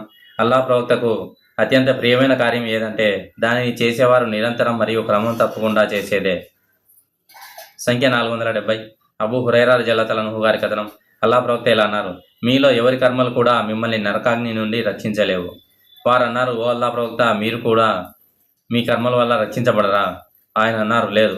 అల్లా నాపై తన కరుణను కురిపించేంత వరకు నేను కూడా రక్షించబడను. అందువల్ల మంచి పనులను సరిగ్గా చిత్తశుద్ధితో మరియు మితంగా చేయండి. మరియు ఉదయం, మధ్యాహ్నం మరియు రాత్రిలో కొంత భాగం అల్లాను ఆరాధించండి. మరియు ఎల్లప్పుడూ మధ్య మార్గమైన, మితమైన, క్రమబద్ధమైన మార్గాన్ని అనుసరించండి. దాని ద్వారా మీరు మీ లక్ష్యాన్ని, స్వర్గాన్ని చేరుకుంటారు. సంఖ్య 471. ఆయిషా రజల్లాహు అన్హా గారి కథనం. అల్లా ప్రవక్త ఇలా అన్నారు: మంచి పనులను సరిగ్గా చిత్తశుద్ధితో మరియు మితంగా చేయండి. మరియు మీ పనులను మిమ్మల్ని స్వర్గంలో ప్రవేశింపజేయవని తెలుసుకోండి. మరియు అల్లాహకు అత్యంత ప్రియమైన పని, అది చిన్నదైనప్పటికీ అత్యంత క్రమబద్ధమైన మరియు స్థిరమైన పనే. హదీస్ 472. ఆయిషా రజల్లాహు అన్హా గారి కథనం. అల్లాహకు అత్యంత ఇష్టమైన కర్మలు ఏవి అని ప్రవక్త గారిని అడగగా ఆయన ఇలా అన్నారు: క్రమమైన, స్థిరమైన, అవి కొద్ది సంఖ్యలో ఉన్నప్పటికీ. ఆయన ఇంకా ఇలా అన్నారు: మీ సామర్థ్యానికి మించిన కర్మలను మీపై వేసుకోకండి. సంఖ్య 473. అల్కమా రజల్లాహు అన్హు గారు కథనం. విశ్వాసుల తల్లి అయిన ఆయిషా రజల్లాహు అన్హా గారిని నేను ఇలా అడిగాను: ఓ విశ్వాసుల తల్లి, ప్రవక్త గారి కర్మలు ఎలా ఉండేవి? ఆయన ప్రత్యేక దినాలలో అదనపు ఆరాధనలు చేసేవారా అని అడిగారు. దానికి ఆమె లేదు, కానీ ఆయన చేసిన పనులు క్రమబద్ధంగా మరియు నిరంతరంగా ఉండేవి. మరియు ప్రవక్త చేయగలిగిన దానిని, అనగా అల్లాను ఆరాధించడంలో మీలో ఎవరు చేయగలరు అని చెప్పింది. సంఖ్య 474. ఆయిషా రజల్లాహు అన్హా గారి కథనం ప్రకారం ప్రవక్త గారు ఇలా అన్నారు: మంచి పనులను సరిగ్గా చిత్తశుద్ధితో మరియు మితంగా చేయండి. మరియు శుభవార్తలను స్వీకరించండి. ఎందుకంటే ఒకరి మంచి పనులు వారిని స్వర్గంలోకి ప్రవేశింపజేయవు. వారు అడిగారు: ఓ అల్లా ప్రవక్త, మీరు కూడానా? ఆయన అన్నారు: అల్లా నాపై తన క్షమాపణ మరియు కరుణను కురిపించేంత వరకు నేను కూడా. సంఖ్య 475. అనస్ బిన్ మాలిక్ రజల్లాహు అన్హు గారి కథనం ప్రకారం ఒకసారి అల్లా ప్రవక్త మాకు ప్రార్థన చేయించి ఆ తర్వాత దాన్ని ముగించి మింబర్పై ఎక్కి మసీదు యొక్క కిబ్లా వైపు చేతితో చూపిస్తూ, నేను మీకు ప్రార్థన చేస్తున్నప్పుడు ఈ గోడ దిశలో స్వర్గం మరియు నరకం రెండూ నా కళ్ళ ముందు కనిపించాయి అని అన్నారు. నేను ఈరోజు చూసినంత ఉత్తమమైన దానిని మరియు అధ్వానమైన దానిని ఎన్నడూ చూడలేదు. సంఖ్య 476. అబూ హురైరా రజల్లాహు అన్హు గారి కథనం ప్రకారం ప్రవక్త సల్లల్లాహు అలైహి వసల్లం గారు ఇలా చెప్పగా నేను విన్నాను: నిశ్చయంగా అల్లా కరుణను సృష్టించారు. ఆయన దానిని సృష్టించి దానిని 100 భాగాలుగా చేశారు. అందులో 99 భాగాలను ఆయన తన వద్ద ఉంచుకొని ఒక భాగాన్ని సకల సృష్టికి పంపారు. ఒకవేళ అవిశ్వాసికి అల్లా చేతిలో ఉన్న కరుణ అంతటి గురించి తెలిసి ఉంటే అతను స్వర్గంలో ప్రవేశించే ఆశను కోల్పోరు. ఒకవేళ విశ్వాసికి అల్లా వద్ద ఉన్న శిక్ష అంతటి గురించి తెలిసి ఉంటే అతను నరకాగ్ని నుండి తనను తాను సురక్షితుడని భావించరు. సంఖ్య 477. అబూ సయీద్ రజల్లాహు అన్హు గారి కథనం ప్రకారం అన్సార్లలో కొందరు ప్రజలు అల్లా ప్రవక్తను తమకు ఏదైనా ఇవ్వమని అడిగారు. అన్సార్లలోని కొందరు ప్రజలు అల్లా ప్రవక్తను తమకు ఏదైనా ఇవ్వమని అడిగారు. ఆయన తన వద్ద ఉన్నదంతా అయిపోయే వరకు అడిగిన ప్రతి ఒక్కరికి ఇచ్చారు. అంతా అయిపోయి తన చేతిలో ఉన్నదంతా ఖర్చు పెట్టిన తర్వాత ఆయన వారితో ఇలా అన్నారు: తెలుసుకోండి, నా వద్ద ఏదైనా సంపద ఉంటే దానిని ఇతరుల కోసం దాచిపెట్టడానికి మీ నుండి నిలిపివేయను. మరియు తెలుసుకోండి, ఎవరైతే ఇతరులను భిక్షాటన చేయకుండా, అంటే నిషేధించిన పనులు చేయకుండా ఉంటారో అల్లా వారిని సంతృప్తిపరిచి ఇతరుల అవసరం లేకుండా చేస్తారు. మరియు ఎవరైతే సహనం వహిస్తారో అల్లా వారికి సహనానికి ప్రసాదిస్తారు. మరియు ఎవరైతే తనకున్న దానితో సంతృప్తి చెందుతారో అల్లా వారిని స్వయం సమృద్ధి గల వారిగా చేస్తారు. మరియు సహనం కంటే ఉత్తమమైన మరియు గొప్ప బహుమతి మరొకటి ఇవ్వబడదు. సంఖ్య 478. అల్ ముగీరా బిన్ షుబా గారి కథనం ప్రకారం ప్రవక్త గారు ఎంతగా నమాజు చేసేవారంటే ఆయన పాదాలు వాచిపోయేవి. ఎందుకు అంత ఎక్కువగా నమాజ్ చేస్తారని ఆయనను అడిగినప్పుడు ఆయన ఇలా అనేవారు: నేను అల్లాహకు కృతజ్ఞత గల దాసుడనై ఉండకూడదా? సంఖ్య 479. ఇబ్ని అబ్బాస్ రజియల్లాహు అన్హు గారి కథనం. అల్లా ప్రవక్త ఇలా అన్నారు: నా అంచెలలో 70,000 మంది లెక్కలు లేకుండా స్వర్గంలోకి ప్రవేశిస్తారు. మరియు వారు అల్ రుక్యా ఆచరించని వారు, వస్తువులలో దుశ్శకనాన్ని చూడని వారు, మరియు తమ ప్రభుపై నమ్మకం ఉంచేవారు. సంఖ్య 480. వరాద్ రజల్లాహు అన్హు గారి కథనం. అల్ ముగీరా బిన్ షుబా యొక్క గుమస్తా ముఆవియా రజల్లాహు అన్హు అల్ ముగీరాకు ఇలా రాశారు: ప్రవక్త సల్లల్లాహు అలైహి వసల్లం నుండి మీరు విన్న ఒక కథనాన్ని నాకు రాయండి. అప్పుడు అల్ ముగీరా రజల్లాహు అన్హు అతనికి ఈ విధంగా చెప్పడం నేను విన్నాను: లా ఇలాహా ఇల్లల్లాహు వహదహు లా షరీక లహు లహుల్ ముల్కు వలహుల్ హమ్దు వహువ అలా కుల్లి షైఇన్ కదీర్. అతను వట్టి మాటలు మాట్లాడడాన్ని, మత విషయంలో అనవసరమైన ప్రశ్నలు అడగడాన్ని, డబ్బును వృధా చేయడాన్ని, ఇవ్వవలసిన దానిని ఇవ్వకుండా అడ్డుకోవడాన్ని, తీవ్రమైన అవసరం ఉంటే తప్ప ఇతరులను ఏదైనా అడగడాన్ని, తల్లుల పట్ల అవిధేయత చూపడాన్ని మరియు తన చిన్న కుమార్తెలను సజీవంగా పాతిపెట్టడాన్ని కూడా నిషేధించేవారు. సంఖ్య 481. సహల్ బిన్ సాద్ రజియల్లాహు తఆలా అన్హు గారి కథనం. అల్లా ప్రవక్త ఇలా అన్నారు: ఎవరైతే తన 2 దవడల మధ్య ఉన్న దానిని మరియు 2 కాళ్ళ మధ్య ఉన్న దానిని అనగా నాలుక మరియు తన మర్మాంగాల పవిత్రతకు హామీ ఇవ్వగలడో అతనికి నేను స్వర్గాన్ని హామీ ఇస్తాను. సంఖ్య 482. అబూ హురైరా రజియల్లాహు తఆలా అన్హు గారి కథనం. అల్లా ప్రవక్త ఇలా అన్నారు: ఎవరైతే అల్లాను మరియు అంతిమ దినాన్ని విశ్వసిస్తారో వారు మంచి మాటలు మాట్లాడాలి లేదా మౌనంగా ఉండాలి. మరియు ఎవరైతే అల్లాను మరియు అంతిమ దినాన్ని విశ్వసిస్తారో వారు తమ పొరుగు వారిని బాధించకూడదు లేదా అవమానించకూడదు. మరియు ఎవరైతే అల్లాను మరియు అంతిమ దినాన్ని విశ్వసిస్తారో వారు తమ అతిథికి ఉదారంగా ఆతిథ్యం ఇవ్వాలి. సంఖ్య 483. అబూ షురైహ్ అల్ ఖుజాయి గారి కథనం.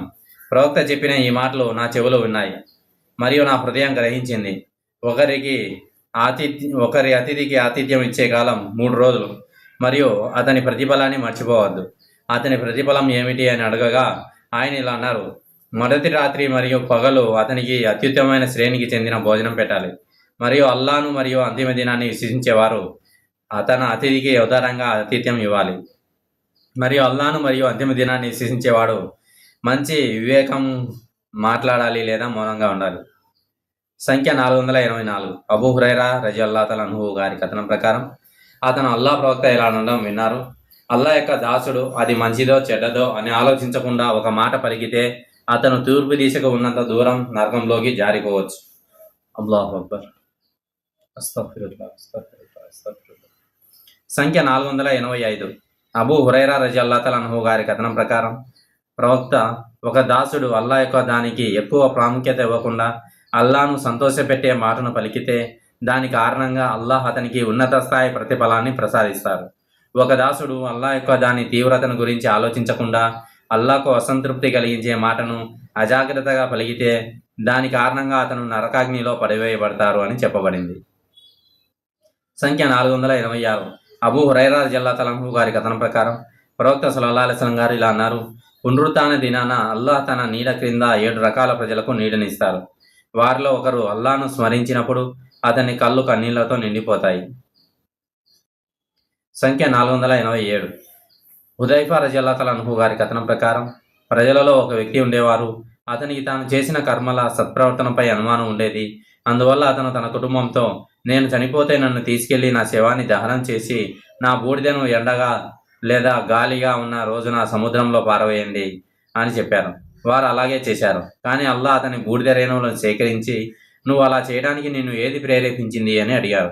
దానికి అతను, నేను అలా చేయడానికి నన్ను ప్రేరేపించిన ఏకైక విషయం నీకు భయపడటమే అని జవాబిచ్చారు. కాబట్టి అల్లాహ్ అతన్ని క్షమించారు. హదీస్ 488. అబూ సయీద్ రజియల్లాహు తఆలా అన్హు గారి కథనం ప్రకారం ప్రవక్త సల్లల్లాహు అలైహి వసల్లం మీకంటే ముందు తరానికి చెందిన ఒక వ్యక్తిని ప్రస్తావించారు. అతనికి అల్లాహ్ సంపదను, సంతానాన్ని ప్రసాదించారు. ప్రవక్త సల్లల్లాహు అలైహి వసల్లం ఇలా అన్నారు: అతని మరణ సమయం ఆసన్నమైనప్పుడు అతను తన పిల్లలను, నేను మీకు ఎలాంటి తండ్రిగా ఉన్నాను అని అడిగారు. వారు, మీరు మంచి తండ్రిగా ఉన్నారు అని జవాబిచ్చారు. అప్పుడు ఆయన, కానీ అతను, అంటే మీ తండ్రి ఏ పుణ్యకార్యాలను అల్లా వద్ద పరలోకం కోసం నిక్షిప్తం చేయలేదు. ఒకవేళ అతను అల్లాహ్ను ఎదుర్కొంటే అల్లాహ్ అతన్ని శిక్షిస్తారు. కాబట్టి వినండి, ఓ నా పిల్లలారా, నేను మరణించినప్పుడు నా శరీరాన్ని బొగ్గుగా మార్చేంత వరకు కాల్చి ఆపై దానిని పొడిగా నూరండి. పెనుగాలి వీస్తున్నప్పుడు నా బూడిదను అందులో విసిరివేయండి. కాబట్టి అతను తన పిల్లల నుండి తన ఆదేశాలను పాటిస్తానని గట్టి వాగ్దానం తీసుకున్నారు. అల్లాహ్ సాక్షిగా వారు, అతని కుమారులు దాని ప్రకారమే తమ వాగ్దానాన్ని నెరవేర్చారు. అప్పుడు అల్లాహ్ ఉండు అని పలికారు. అదిగో ఆ వ్యక్తి అక్కడ నిలబడి ఉన్నారు. అప్పుడు అల్లాహ్ ఇలా అన్నారు: ఓ నా దాసుడా, నిన్ను అలా చేయడానికి ఏది ప్రేరేపించింది అని అడగ్గా ఆ వ్యక్తి, నీ పట్ల భయం అని చెప్పారు. కాబట్టి అల్లాహ్ అతన్ని క్షమించారు. సంఖ్య 489. అబూ మూసా రజియల్లాహు అన్హు గారి కథనం ప్రకారం అల్లాహ్ ప్రవక్త సల్లల్లాహు అలైహి వసల్లం ఇలా అన్నారు: నా ఉదాహరణ మరియు అల్లాహ్ నన్ను పంపిన సందేశం యొక్క ఉదాహరణ ఒక వ్యక్తి యొక్క ఉదాహరణ వంటిది. అతను కొంతమంది ప్రజల వద్దకు వచ్చి, నేను శత్రు సైన్యాలను నా కళ్ళతో చూశాను మరియు నేను మీకు నగ్న హెచ్చరిక చేసేవాడిని. కాబట్టి మిమ్మల్ని మీరు రక్షించుకోండి అని అన్నారు. వారిలో ఒక సమూహం అతని మాట విని రాత్రిపూట మెల్లగా దొంగచాటుగా బయటికి వెళ్లి సురక్షితంగా ఉన్నారు. అయితే మరొక సమూహం అతనిని నమ్మలేదు. అందువల్ల ఉదయం సైన్యం వారిని పట్టుకొని నాశనం చేసింది. సంఖ్య 490. అబూ హురైరా గారి కథనం ప్రకారం అల్లా ప్రవక్త ఇలా చెప్పగా నేను విన్నాను. నా ఉదాహరణ మరియు ప్రజల ఉదాహరణ ఒక వ్యక్తి యొక్క ఉదాహరణ వంటిది. అతను నిప్పు రాజేశారు మరియు అది దాని చుట్టూ ఉన్న వాటికి అంటించినప్పుడు చిమ్మటలు మరియు ఇతర కీటకాలు ఆ నిప్పులో పడడం ప్రారంభించాయి. ఆ వ్యక్తి వాటిని నిప్పులో పడకుండా ఆపడానికి తన సాయశక్తులా ప్రయత్నించాడు. కానీ అవి అతనిపై ఆధిపత్యం చెలాయించి నిప్పులో దూకాయి. ప్రవక్త గారు ఇంకా ఇలా అన్నారు, అప్పుడు అదేవిధంగా మీరు నిప్పులో పడకుండా ఆపడానికి నేను మీ నడుము వద్ద ఉన్న మడమలను పట్టీలను పట్టుకుంటాను, కానీ మీరు అందులో పడటానికే పట్టుబడతారు. సంఖ్య 491. అబ్దుల్లా బిన్ అమర్ రజల్లాహు అన్హు గారి కథనం ప్రకారం ప్రవక్త సల్లల్లాహు అలైహి వసల్లం గారు ఇలా అన్నారు, తన నాలుగుతోనే కానీ చేతులతో కానీ ముస్లింలకు హాని కలిగించిన వాడే నిజమైన ముస్లిం. మరియు అల్లా నిషేధించిన వాటన్నిటిని విడిచిపెట్టిన వాడే నిజమైన ముజాహిర్, వలస వచ్చిన వారు. హదీస్ 492. అబూ హురైరా గారి కథనం ప్రకారం అల్లా ప్రవక్త ఇలా అన్నారు, నాకు తెలిసినది మీకు తెలిస్తే మీరు తక్కువగా నవ్వుతారు మరియు ఎక్కువగా ఏడుస్తారు. హదీస్ 493. అనస్ గారి కథనం ప్రకారం ప్రవక్త గారు ఇలా అన్నారు, నాకు తెలిసినది మీకు తెలిస్తే మీరు తక్కువగా నవ్వుతారు మరియు ఎక్కువగా ఏడుస్తారు. హదీస్ 494. అబూ హురైరా గారి కథనం ప్రకారం అల్లా ప్రవక్త ఇలా అన్నారు, నరకాగ్ని అన్ని రకాల కోరికలు మరియు వాంఛలతో చుట్టుముట్టబడి ఉంటుంది. అయితే స్వర్గం అన్ని రకాల అయిష్టమైన అవాంఛనీయమైన విషయాలతో చుట్టుముట్టబడి ఉంటుంది. సంఖ్య 495. అబ్దుల్లా గారి కథనం ప్రకారం ప్రవక్త గారు ఇలా అన్నారు, మీలో ఎవరికైనా స్వర్గం అతని బూటు యొక్క షిరాక్ తోలుపట్టి కంటే దగ్గరగా ఉంది మరియు నరకాగ్ని కూడా అంతే దగ్గరగా ఉంది. సంఖ్య 496. అబూ హురైరా గారి కథనం ప్రవక్త గారు ఇలా అన్నారు, ఒక కవి చెప్పిన అత్యంత సత్యమైన పద్యం ఇది, నిశ్చయంగా అల్లా తప్ప మిగతావన్నీ నశించిపోయేవి. హదీస్ 497. అబూ హురైరా గారి కథనం ప్రకారం అల్లా ప్రవక్త సల్లల్లాహు అలైహి వసల్లం గారు ఇలా అన్నారు, మీలో ఎవరైనా ఆస్తిపాస్తులలో మరియు మంచి రూపంలో తనకంటే శ్రేష్ఠుడిగా చేయబడిన వ్యక్తిని చూస్తే అతను తనకంటే నిమ్నంగా మరియు ఎవరికంటే తాను శ్రేష్ఠుడిగా చేయబడ్డాడో ఆ వ్యక్తిని కూడా చూడాలి. హదీస్ 498. ఇబ్ని అబ్బాస్ గారి కథనం ప్రకారం ప్రవక్త సల్లల్లాహు అలైహి వసల్లం గారు తన ప్రభు గురించి వివరిస్తూ ఇలా అన్నారు, అల్లాహ్ మీపై నియమించబడిన దేవదూతలకు మంచి మరియు చెడు పనులు రాయమని ఆజ్ఞాపించారు. ఆ తర్వాత దానిని ఎలా రాయాలో మార్గాన్ని చూపించారు. ఎవరైనా ఒక మంచి పని చేయాలని సంకల్పించి దానిని చేయకపోతే అల్లాహ్ అతని కోసం తన వద్ద అతని ఖాతాలో ఒక పూర్తి మంచి పనిని రాస్తారు. మరియు అతను ఒక మంచి పని చేయాలని సంకల్పించి దానిని నిజంగానే చేస్తే అల్లాహ్ అతని కోసం అతని ఖాతాలో దానికి సమానమైన ప్రతిఫలాన్ని 10 నుండి 700 రెట్ల వరకు లేదా అంతకంటే ఎక్కువ రెట్లు రాస్తారు. మరియు ఎవరైనా ఒక చెడు పని చేయాలని సంకల్పించి దానిని చేయకపోతే అల్లాహ్ అతని కోసం ఒక పూర్తి మంచి పనిని రాస్తారు. మరియు అతను దానిని చేయాలని సంకల్పించి దానిని నిజంగా చేస్తే అల్లాహ్ అతని ఖాతాలో ఒక చెడు పనిని రాస్తారు. సంఖ్య 499. గైలాన్ రజల్లాహు అన్హు గారి కథనం అనస్ రజల్లాహు అన్హు ఇలా అన్నారు, మీ ప్రజలు చేసే చెడు పాపాలు మీ దృష్టిలో వెంట్రుక కన్నా చిన్నవిగా కనిపిస్తాయి. అయితే ప్రవక్త గారి కాలంలో మేము అవే పనులను వినాశనకరమైన పాపాలుగా పరిగణించేవాళ్ళం. సంఖ్య 500.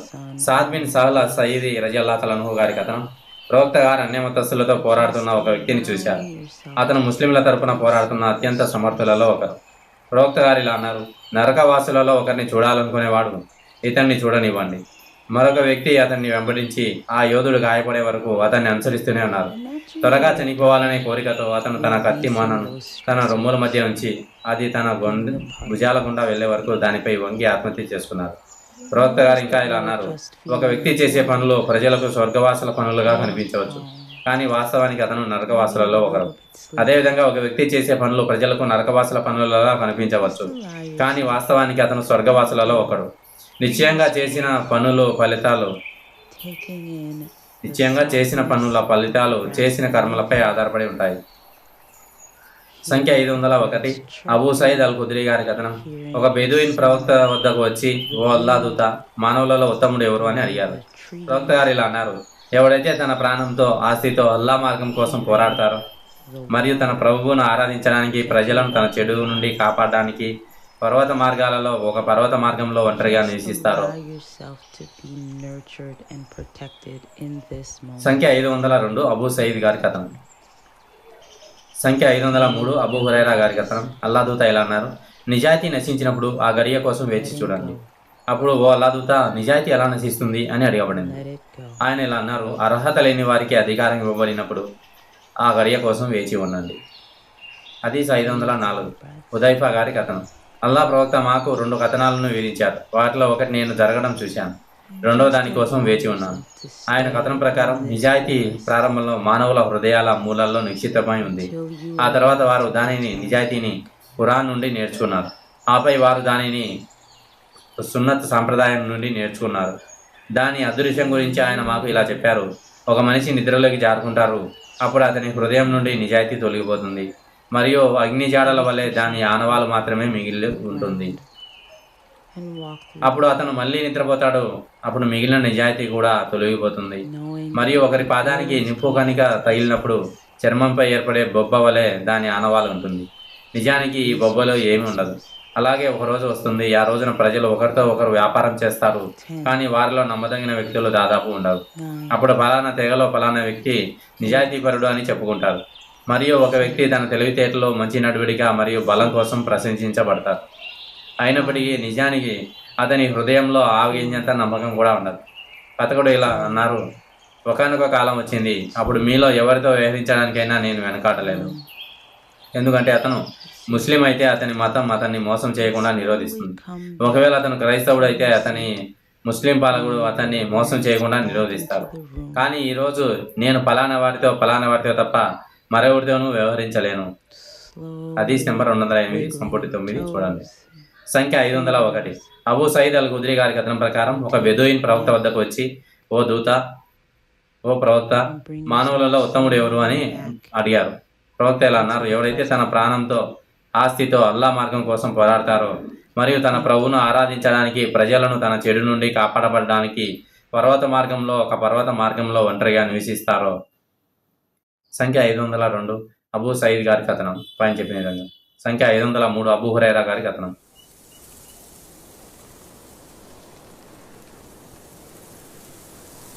అల్లా దూత ఇలా అన్నారు, నిజాయితీ నశించినప్పుడు ఆ గది కోసం వేచి ఉండండి.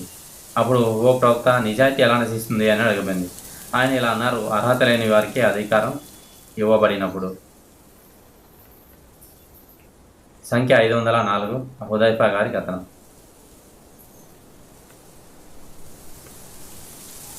అల్లా ప్రవక్త మాకు 2 కథనాలను వివరించారు. వాటిలో ఒకటి నేను జరగడం చూశాను, రెండో దానికోసం వేచి ఉన్నాను. ఆయన కథనం ప్రకారం నిజాయితీ ప్రారంభంలో మానవుల హృదయాల మూలాల్లో నిక్షిప్తమై ఉంది.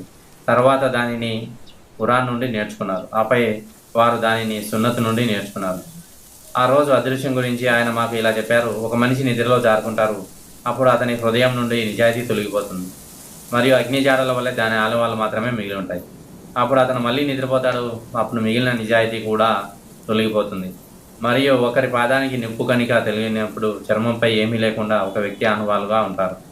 వ్యాపారం చేస్తారు కానీ వారిలో నమ్మదగిన వ్యక్తులు దాదాపు ఉండరు. అప్పుడు ఫలానా తెగలో ఫలానా వ్యక్తి నిజాయితీపరుడు అని చెప్పుకుంటారు, మరియు ఒక వ్యక్తి తన తెలివితేటలు మంచి నడువడిగా మరియు బలం కోసం ప్రశంసించబడతారు. అయినప్పటికీ అతని హృదయంలో ఆవగింజంత నమ్మకం కూడా ఉండదు. కథకుడు ఇలా అన్నారు, ఒకానొక కాలం వచ్చింది, అప్పుడు మీలో ఎవరితో వ్యవహరించడానికైనా నేను వెనకాడలేదు. ఎందుకంటే అతను ముస్లిం అయితే అతని మతం అతన్ని మోసం చేయకుండా నిరోధిస్తుంది. ఒకవేళ అతను క్రైస్తవుడు అయితే అతని ముస్లిం పాలకుడు అతన్ని మోసం చేయకుండా నిరోధిస్తాడు.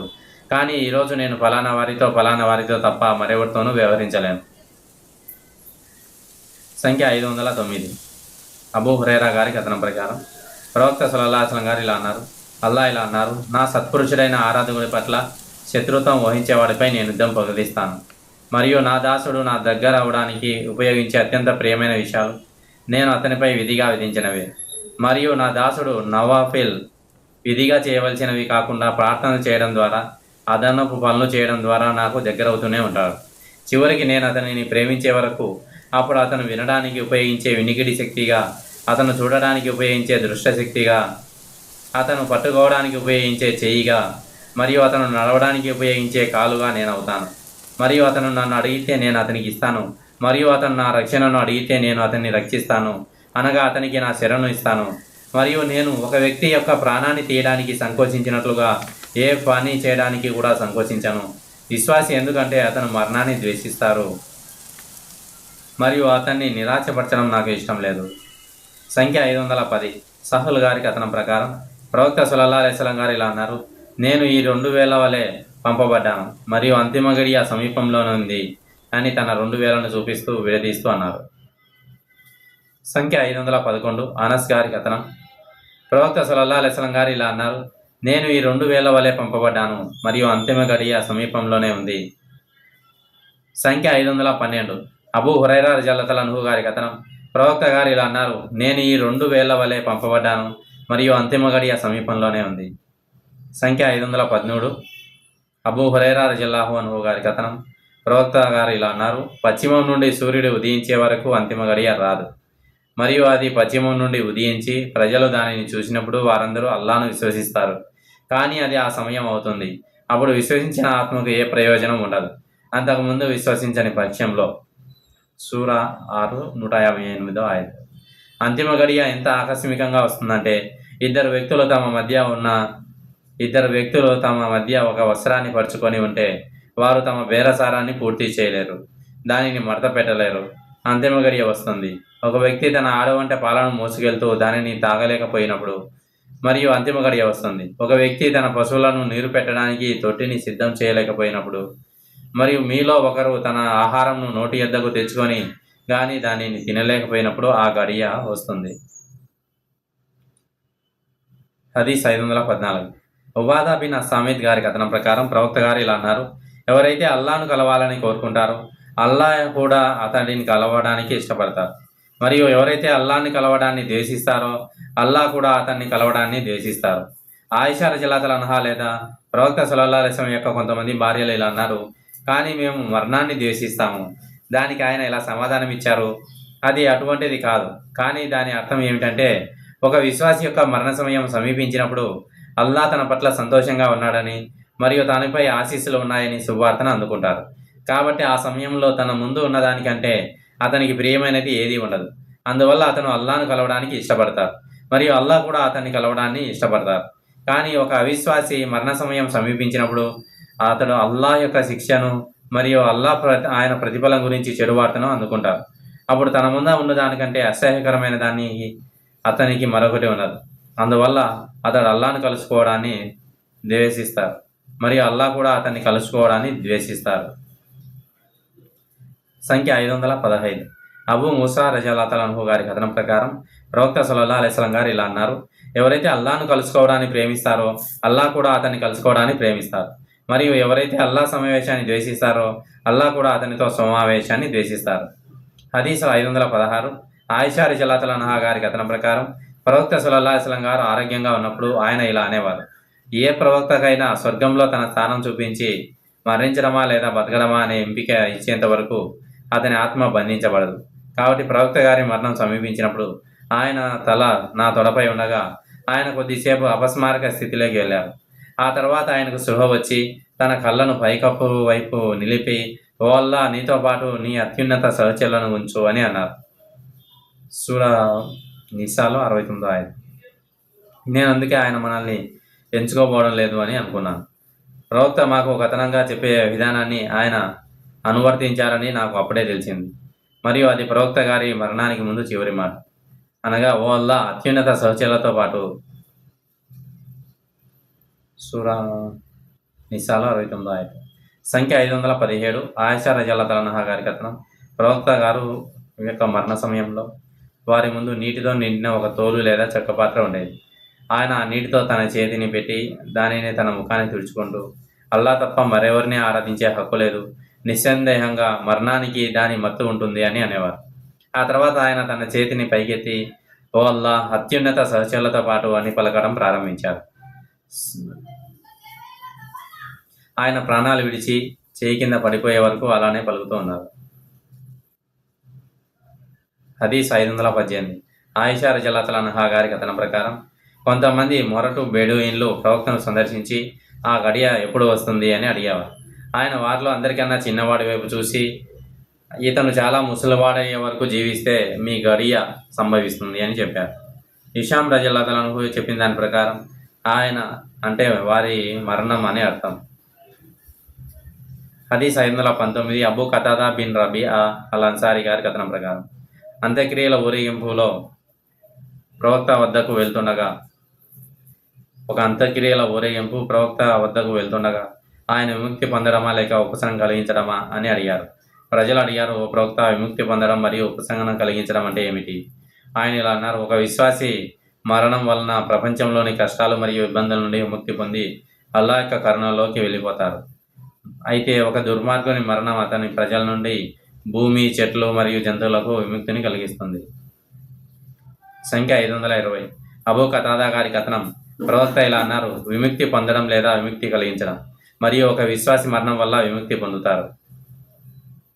సంఖ్య 521 అనస్ బిన్ మాలిక్ గారి కథనం ప్రకారం అల్లాహ్ యొక్క ప్రవక్త ఇలా అన్నారు, మృతుడిని సమాధిలోకి తీసుకెళ్ళినప్పుడు అతనిని 3 అనుసరిస్తాయి. వాటిలో 2 ఖననం తర్వాత తిరిగి వెళ్ళిపోతాయి మరియు 1 అతనితోనే ఉంటుంది. అతని బంధువు, అతని ఆస్తి మరియు అతని కర్మలు అతనిని అనుసరిస్తాయి. బంధువులు మరియు అతని ఆస్తి తిరిగి వెళ్ళిపోతాయి, అయితే అతని కర్మలు అతనితోనే ఉంటాయి. సంఖ్య 522 ఇబ్నే ఉమర్ రజియల్లాహు అన్హు గారి కథనం ప్రకారం అల్లాహ్ ప్రవక్త సల్లల్లాహు అలైహి వసల్లం గారు ఇలా అన్నారు, మీలో ఎవరైనా మరణించినప్పుడు అతని గమ్యం ఉదయం మరియు మధ్యాహ్నం వేళల్లో అతనికి చూపబడుతుంది. అది నరకాగ్ని అయినా లేదా స్వర్గమైనా. మరియు అతనితో ఇలా చెప్పబడుతుంది, నువ్వు పునరుత్థానం చేయబడి అక్కడికి పంపబడే వరకు ఇదే నీ స్థానం. అదే నీ స్థానం. ఖబర్. సంఖ్య 523 ఆయిషా రజియల్లాహు అన్హా గారి కథనం ప్రకారం ప్రవక్త గారు ఇలా అన్నారు, మరణించిన వారిని దూషించకండి, ఎందుకంటే వారు చేసిన కర్మల ఫలితాన్ని వారు పొందారు. సంఖ్య 524 అబూ హురైరా రజియల్లాహు అన్హు గారి కథనం ప్రకారం ఒక ముస్లిం, ఒక యూదుడు అనే 2 వ్యక్తులు ఒకరినొకరు దూషించుకున్నారు. ఆ ముస్లిం సమస్త ప్రజల కంటే ముహమ్మద్ సల్లల్లాహు అలైహి వసల్లంకు ఆధిక్యతను ఇచ్చిన ఆయన సాక్షిగా అన్నారు. దానికి ఆ యూదుడు సమస్త ప్రజల కంటే మూసాకు ఆధిక్యతను ఇచ్చిన ఆయన సాక్షిగా అన్నారు. దానికి ముస్లింకు తీవ్ర కోపం వచ్చి ఆ యూదుడి చెంపపై కొట్టారు. ఆ యూదుడు అల్లాహ్ ప్రవక్త వద్దకు వెళ్ళి తనకు ముస్లింకు మధ్య జరిగిన విషయాన్ని ఆయనకు తెలియజేశారు. అల్లాహ్ ప్రవక్త సల్లల్లాహు అలైహి వసల్లం గారు ఇలా అన్నారు, మూసా కంటే నాకు ఆధిక్యతను ఇవ్వకండి, ఎందుకంటే తీర్పు దినం నాడు ప్రజలు స్పృహ కోల్పోతారు మరియు నేను అందరికంటే ముందుగా స్పృహలోకి వస్తాను. మరియు ఇదిగో మూసా అలైహిస్సలాం అక్కడ అల్లాహ్ సింహాసనాన్ని పట్టుకొని ఉంటారు. స్పృహ కోల్పోయి నాకంటే ముందు స్పృహలోకి వచ్చిన వారిలో మూసా ఉన్నారో లేదా అల్లాహ్ చేత స్పృహ కోల్పోకుండా మినహాయించబడిన వారిలో ఉన్నాడో నాకు తెలియదు. సంఖ్య 525 అబూ హురైరా రజియల్లాహు అన్హు గారి కథనం ప్రకారం ప్రజలు స్పృహ కోల్పోయిన సమయంలో అంటే పునరుత్థాన దినాన వారు స్పృహ కోల్పోతారు మరియు నేను అందరికంటే ముందుగా లేస్తాను. మరియు ఇదిగో మూసా అలైహిస్సలాం అక్కడ అల్లాహ్ సింహాసనాన్ని పట్టుకొని ఉంటారు. స్పృహ కోల్పోయిన వారిలో అతను ఉన్నాడో లేదో నాకు తెలియదు. సంఖ్య 526 అబూ హురైరా రజియల్లాహు అన్హు గారి కథనం ప్రకారం ప్రవక్త సల్లల్లాహు అలైహి వసల్లం గారు ఇలా అన్నారు, అల్లాహ్ సమస్త భూమిని తమ చేతిలోనికి తీసుకొని ఆకాశాన్ని తన కుడి చేతిలో చుట్టివేస్తారు. ఆ తర్వాత ఆయన, నేనే రాజును, భూలోక రాజులు ఎక్కడ ఉన్నారు అని అంటారు. సంఖ్య 527 అబూ సయీద్ అల్ ఖుద్రీ రజియల్లాహు అన్హు గారి కథనం ప్రకారం ప్రవక్త గారు ఇలా అన్నారు, పునరుత్థాన దినాన భూమి ఒక రొట్టెగా ఉంటుంది మరియు మీలో ఎవరైనా ప్రయాణం కోసం రొట్టెను సిద్ధం చేస్తున్నప్పుడు దానిని తమ చేతులతో ఎలా తిప్పుతారో అలాగే అభేద్యమైన అల్లాహ్ దానిని తన చేతితో తిప్పుతారు మరియు ఆ రొట్టె స్వర్గవాసులకు వినోదంగా ఉంటుంది. యూతులలో ఒక వ్యక్తి ప్రవక్త గారి వద్దకు వచ్చి, ఓ అబుల్ కాసిం, దయామయుడైన అల్లాహ్ మిమ్మల్ని ఆశీర్వదించుగాక అని అన్నారు. పునరుత్థాన దినాన స్వర్గవాసుల వినోదం గురించి నేను మీకు చెప్పనా అని అడగ్గా ప్రవక్త గారు అవును అన్నారు. ప్రవక్త చెప్పినట్లే భూమి ఒక రొట్టెగా ఉంటుంది అని ఆ యూదుడు అన్నారు. అప్పుడు ప్రవక్త సల్లల్లాహు అలైహి వసల్లం గారు మా వైపు చూసి తన దవడపన్ను కనిపించేంత వరకు నవ్వారు. ఆ తర్వాత ఆ యూదుడు ఇంకా ఇలా అన్నారు, రొట్టెతో పాటు వారు తినే అదనపు ఆహారం, రొట్టెతో పాటు తీసుకునే అదనపు ఆహారం గురించి నేను మీకు చెప్పనా? ఆయన ఇంకా ఇలా అన్నారు, అది బాలం మరియు నూనె అవుతుంది. ప్రజలు అది ఏమిటి అని అడిగారు. ఆయన ఇలా అన్నారు, అది ఒక ఎద్దు మరియు ఒక చేప మరియు 70,000 మంది ప్రజలు వాటి కాలేయ తోక భాగాన్ని అదనపు భాగం తింటారు. సంఖ్య 528 సహల్ బిన్ సాద్ రజియల్లాహు అన్హు గారి కథనం ప్రవక్త గారు ఇలా చెప్పగా నేను విన్నాను, పునరుత్థాన దినాన ప్రజలు స్వచ్ఛమైన పిండితో చేసిన ఒక స్వచ్ఛమైన రొట్టెముక్క లాంటి ఎర్రటి తెల్లని నేలపై గుమిగూడతారు. సహల్ ఇంకా ఇలా అన్నారు, ఆ నేలపై ఎవరూ ఉపయోగించుకోవడానికి ఎలాంటి గుర్తులు ఉండవు. సంఖ్య 529. అబూ హురైరా గారి కథనం ప్రకారం ప్రవక్త గారు ఇలా అన్నారు, ప్రజలు 3 విధాలుగా గుమిగూడతారు. మొదటి పద్ధతిలో స్వర్గంపై ఆశ లేదా ఆకాంక్ష కలిగి శిక్షకు భయపడేవారు ఉంటారు. రెండో బృందంలో ఒంటెపై 2, 3 లేదా 10 మంది స్వారీ చేస్తూ గుమిగూడతారు. మూడో బృందం మిగిలిన ప్రజలను వారి మధ్యాహ్న నిద్ర సమయంలో వారితో పాటు ఉండే నరకాగ్ని వద్దగా గుమిగూడమని ప్రోత్సహించబడతారు. ఆ నరకాగ్ని వారు రాత్రి గడిపే చోట వారితోనే ఉంటుంది, మరియు ఉదయం వారు ఎక్కడున్నా వారితోనే ఉంటుంది, మరియు మధ్యాహ్నం వారు ఎక్కడున్నా వారితోనే ఉంటుంది. సంఖ్య 530. అనస్ బిన్ మాలిక్ రజియల్లాహు అన్హు గారి కథనం. ఒక వ్యక్తి ఇలా అన్నారు, ఓ ప్రవక్త, ఒక కాఫిర్ ముఖం నేలకు ఆనించబడుతుందా? ప్రవక్త ఇలా అన్నారు, ఈ లోకంలో అతని కాళ్లను నడిచేలా చేసిన వాడు పునరుత్థాన దినాన అతని ముఖం నేలకు ఆనించేలా నడిపించలేరా? కతాదా రజియల్లాహు అన్హు అనే ఒక వాక్యాత ఇలా అన్నారు, అవును, మన ప్రభు శక్తితో ఆయన చేయగలడు. సంఖ్య 531. ఇబ్ని అబ్బాస్ రజియల్లాహు అన్హు గారి కథనం. ప్రవక్త గారు ఇలా అన్నారు, మీరు అల్లాను పాదరక్షలు లేకుండా నగ్నంగా పాదాలపై నడుస్తూ మరియు సున్నతి చేయించుకోకుండా కలుస్తారు. సంఖ్య 532. ఇబ్ని అబ్బాస్ గారి కథనం. అల్లా ప్రవక్త ఒక ఉపన్యాస వేదికపై ప్రసంగిస్తుండగా నేను విన్నాను, మీరు అల్లాను పాదరక్ష లేకుండా నగ్నంగా మరియు సున్నతి చేయించుకోకుండా కలుస్తారు. సంఖ్య 533. ఇబ్ని అబ్బాస్ గారి కథనం ప్రకారం ప్రవక్త గారు మా మధ్య నిలబడి ప్రసంగిస్తూ ఇలా అన్నారు, మీరు పాదరక్ష లేకుండా నగ్నంగా మరియు సున్నతి చేయించుకోకుండా పోగు చేయబడతారు. మేము మొదటి సృష్టిని ఎలా ప్రారంభించామో దానిని అలాగే పునరావృతం చేస్తాము. సూరా 21లో 104వ ఆయత్. మరియు పునరుత్థాన దినాన వస్త్రాలు ధరించే మొదటి మానవుడు ఇబ్రాహీం ఖలీలుల్లా అవుతారు. అప్పుడు నా అనుచరులలో కొందరు పురుషులను ఎడం వైపుకు అంటే నరకం వైపుకు తీసుకెళ్తారు, మరియు నేను ఇలా అంటాను, ఓ ప్రభు, నా సహచరులు. అప్పుడు అల్లా ఇలా అంటారు, నువ్వు వారిని విడిచి వెళ్ళిన తర్వాత వారు ఏమి చేశారో నీకు తెలియదు. అప్పుడు ధర్మనిష్ట గల దాసుడు ఈసా అలైహిస్సలాం గారు చెప్పినట్టు నేను అంటాను, మరియు నేను వారి మధ్య నివసించినంత కాలం వారిపై సాక్షిగా ఉన్నాను. సూరా మాయిదాలో 117, 118 ఆయతులు. కథకుడు ఇలా జోడించారు, అప్పుడు ఇస్లాం నుండి బహిష్కరించబడిన ఆ ప్రజలు ఇస్లాంను విడిచిపెట్టి వెనుదిరిగారని చెప్పబడుతుంది. సంఖ్య 534. ఆయిషా గారి కథనం. అల్లా ప్రవక్త ఇలా అన్నారు, ప్రజలు చెప్పులు లేకుండా నగ్నంగా మరియు సున్నతి చేయించుకోకుండా గుమిగూడతారు. నేను అన్నాను, ఓ ప్రవక్త, పురుషులు మరియు స్త్రీలు ఒకరినొకరు చూసుకుంటారా? ఆయన అన్నారు, వారు దానిపై శ్రద్ధ పెట్టడానికి పరిస్థితి చాలా కఠినంగా ఉంటుంది. సంఖ్య 535. అబ్దుల్లా గారి కథనం. మేము ఒక గుడారంలో ప్రవక్తతో ఉన్నప్పుడు ఆయన అన్నారు, స్వర్గంలోని ప్రజలలో 4వ వంతుగా ఉండటానికి మీకు ఇష్టమా? మేము అన్నాము, అవును. ఆయన ఇలా అన్నారు, స్వర్గవాసులలో 3వ వంతుగా ఉండడానికి మీకు ఇష్టమా? మేము అవును అన్నాం. ఆయన మళ్ళీ అన్నారు, స్వర్గవాసులలో సగం వంతుగా ఉండడానికి మీకు ఇష్టమా? మేము అవును అన్నాం. అప్పుడు ఆయన ఇలా అన్నారు, మీరు స్వర్గవాసులో సగం వంతుగా ఉంటారని నేను ఆశిస్తున్నాను, ఎందుకంటే ఒక ముస్లిం ఆత్మ తప్ప మరెవరూ స్వర్గంలోకి ప్రవేశించరు. మరియు అల్లాహ్తో పాటు ఇతరులను ఆరాధించే ప్రజలతో పోలిస్తే మీరు నల్లని ఎద్దు చర్మంపై ఉన్న తెల్ల వెంట్రుకలాగా లేదా ఎర్ర ఎద్దు చర్మంపై ఉన్న నల్ల వెంట్రుకలాగా ఉన్నారు. సంఖ్య 536. అబూ హురైరా గారి కథనం ప్రకారం ప్రవక్త గారు ఇలా అన్నారు, పునరుత్థాన దినాన పిలువబడే మొదటి వ్యక్తి ఆదం అలైహిస్సలాం. అతనికి తన సంతానం చూపబడుతుంది, మరియు వారితో ఇతడే మీ తండ్రి ఆదాం అని చెప్పబడుతుంది. ఆదాం అలైహిస్సలాం పిలుపుకు స్పందిస్తూ లబ్బైక్ వ సదైక్ అని పలుకుతారు. అప్పుడు అల్లాహ్ ఆదాంతో ఇలా అంటారు, నీ సంతానంలో నుండి నరకవాసులను తీయి. ఆదాం, ఓ ప్రభు, నేను ఎంతమందిని తీసివేయాలి అని అడుగుతారు. అల్లాహ్ ఇలా అంటారు, ప్రతి 100 మందిలో 99 మందిని తీసివేయి. వారు ప్రవక్త సహచరులు ఇలా అన్నారు, ఓ అల్లాహ్ ప్రవక్త, మాలో ప్రతి 100 మందిలో 99 మందిని తీసివేస్తే మాలో ఎవరు మిగులుతారు? ఆయన ఇలా అన్నారు, ఇతర జాతులతో పోలిస్తే నా అనుచరులు నల్లని ఎద్దుపై ఒక తెల్లని వెంట్రుక లాంటి వారు. అది 537. అబూ సయీద్ రజియల్లాహు అన్హు గారి కథనం ప్రకారం ప్రవక్త సల్లల్లాహు అలైహి వసల్లం గారు ఇలా అన్నారు, అల్లాహ్ ఓ ఆదాం అని అంటారు. దానికి ఆదాం లబ్బైక్ వ సదైక్, నేను పిలుపులకు స్పందిస్తున్నాను, మీ ఆజ్ఞలకు విధేయుడిని. వ ఖైర్ ఫీ యదాయిక్, మరియు సమస్త మేలు నీ చేతుల్లోనే ఉంది అని జవాబిస్తారు. అప్పుడు అల్లాహ్ ఆదాంతో నరకవాసులను బయటికి తీసుకురా అని అంటారు. అప్పుడు ఆదాం అలైహిస్సలాం నరకవాసులు ఎంతమంది అని అడుగుతారు. దానికి అల్లాహు తాలా ప్రతి 1000 మందిలో నుండి 999 మందిని బయటికి ఎత్తి And now అని see అంటారు. yourself ఆ walking సమయంలో through పిల్లలు each నెరిసిన జుట్టు room గలవారవుతారు your body మరియు is ప్రతి walking, గర్భిణీ స్త్రీ గర్భస్రావం చేసుకుంటుంది మరియు మీరు inviting you ప్రజలను to తాగి sit ఉన్నట్లుగా down, చూస్తారు, కానీ వారు త్రాగి ఉండరు. get అయితే అల్లా యొక్క uncomfortable, శిక్ష చాలా తీవ్రంగా ఉంటుంది. as if you ఆ could వార్త almost ప్రవక్త గారి fall సహచరులను asleep. ఎంతగానో కలవరపరిచింది మరియు వారు ఇలా This అన్నారు, forest oh is Allah so ప్రవక్త, నరకాగ్ని నుండి inviting రక్షించబడే ఆ 1000 మందిలో comfortable అదృష్టవంతుడు and మాలో ఎవరు? nurturing. ఆయన ఇలా అన్నారు, ఒక I శుభవార్త love you. అయినండి, ఆ 1000 మంది యా యాజూజ్ Now మాజూజ్ think వంశాల about నుండి some of ఉంటారు the మరియు stressors రక్షించబడే ఆ ఒక్కడు మీలో ఉంటారు.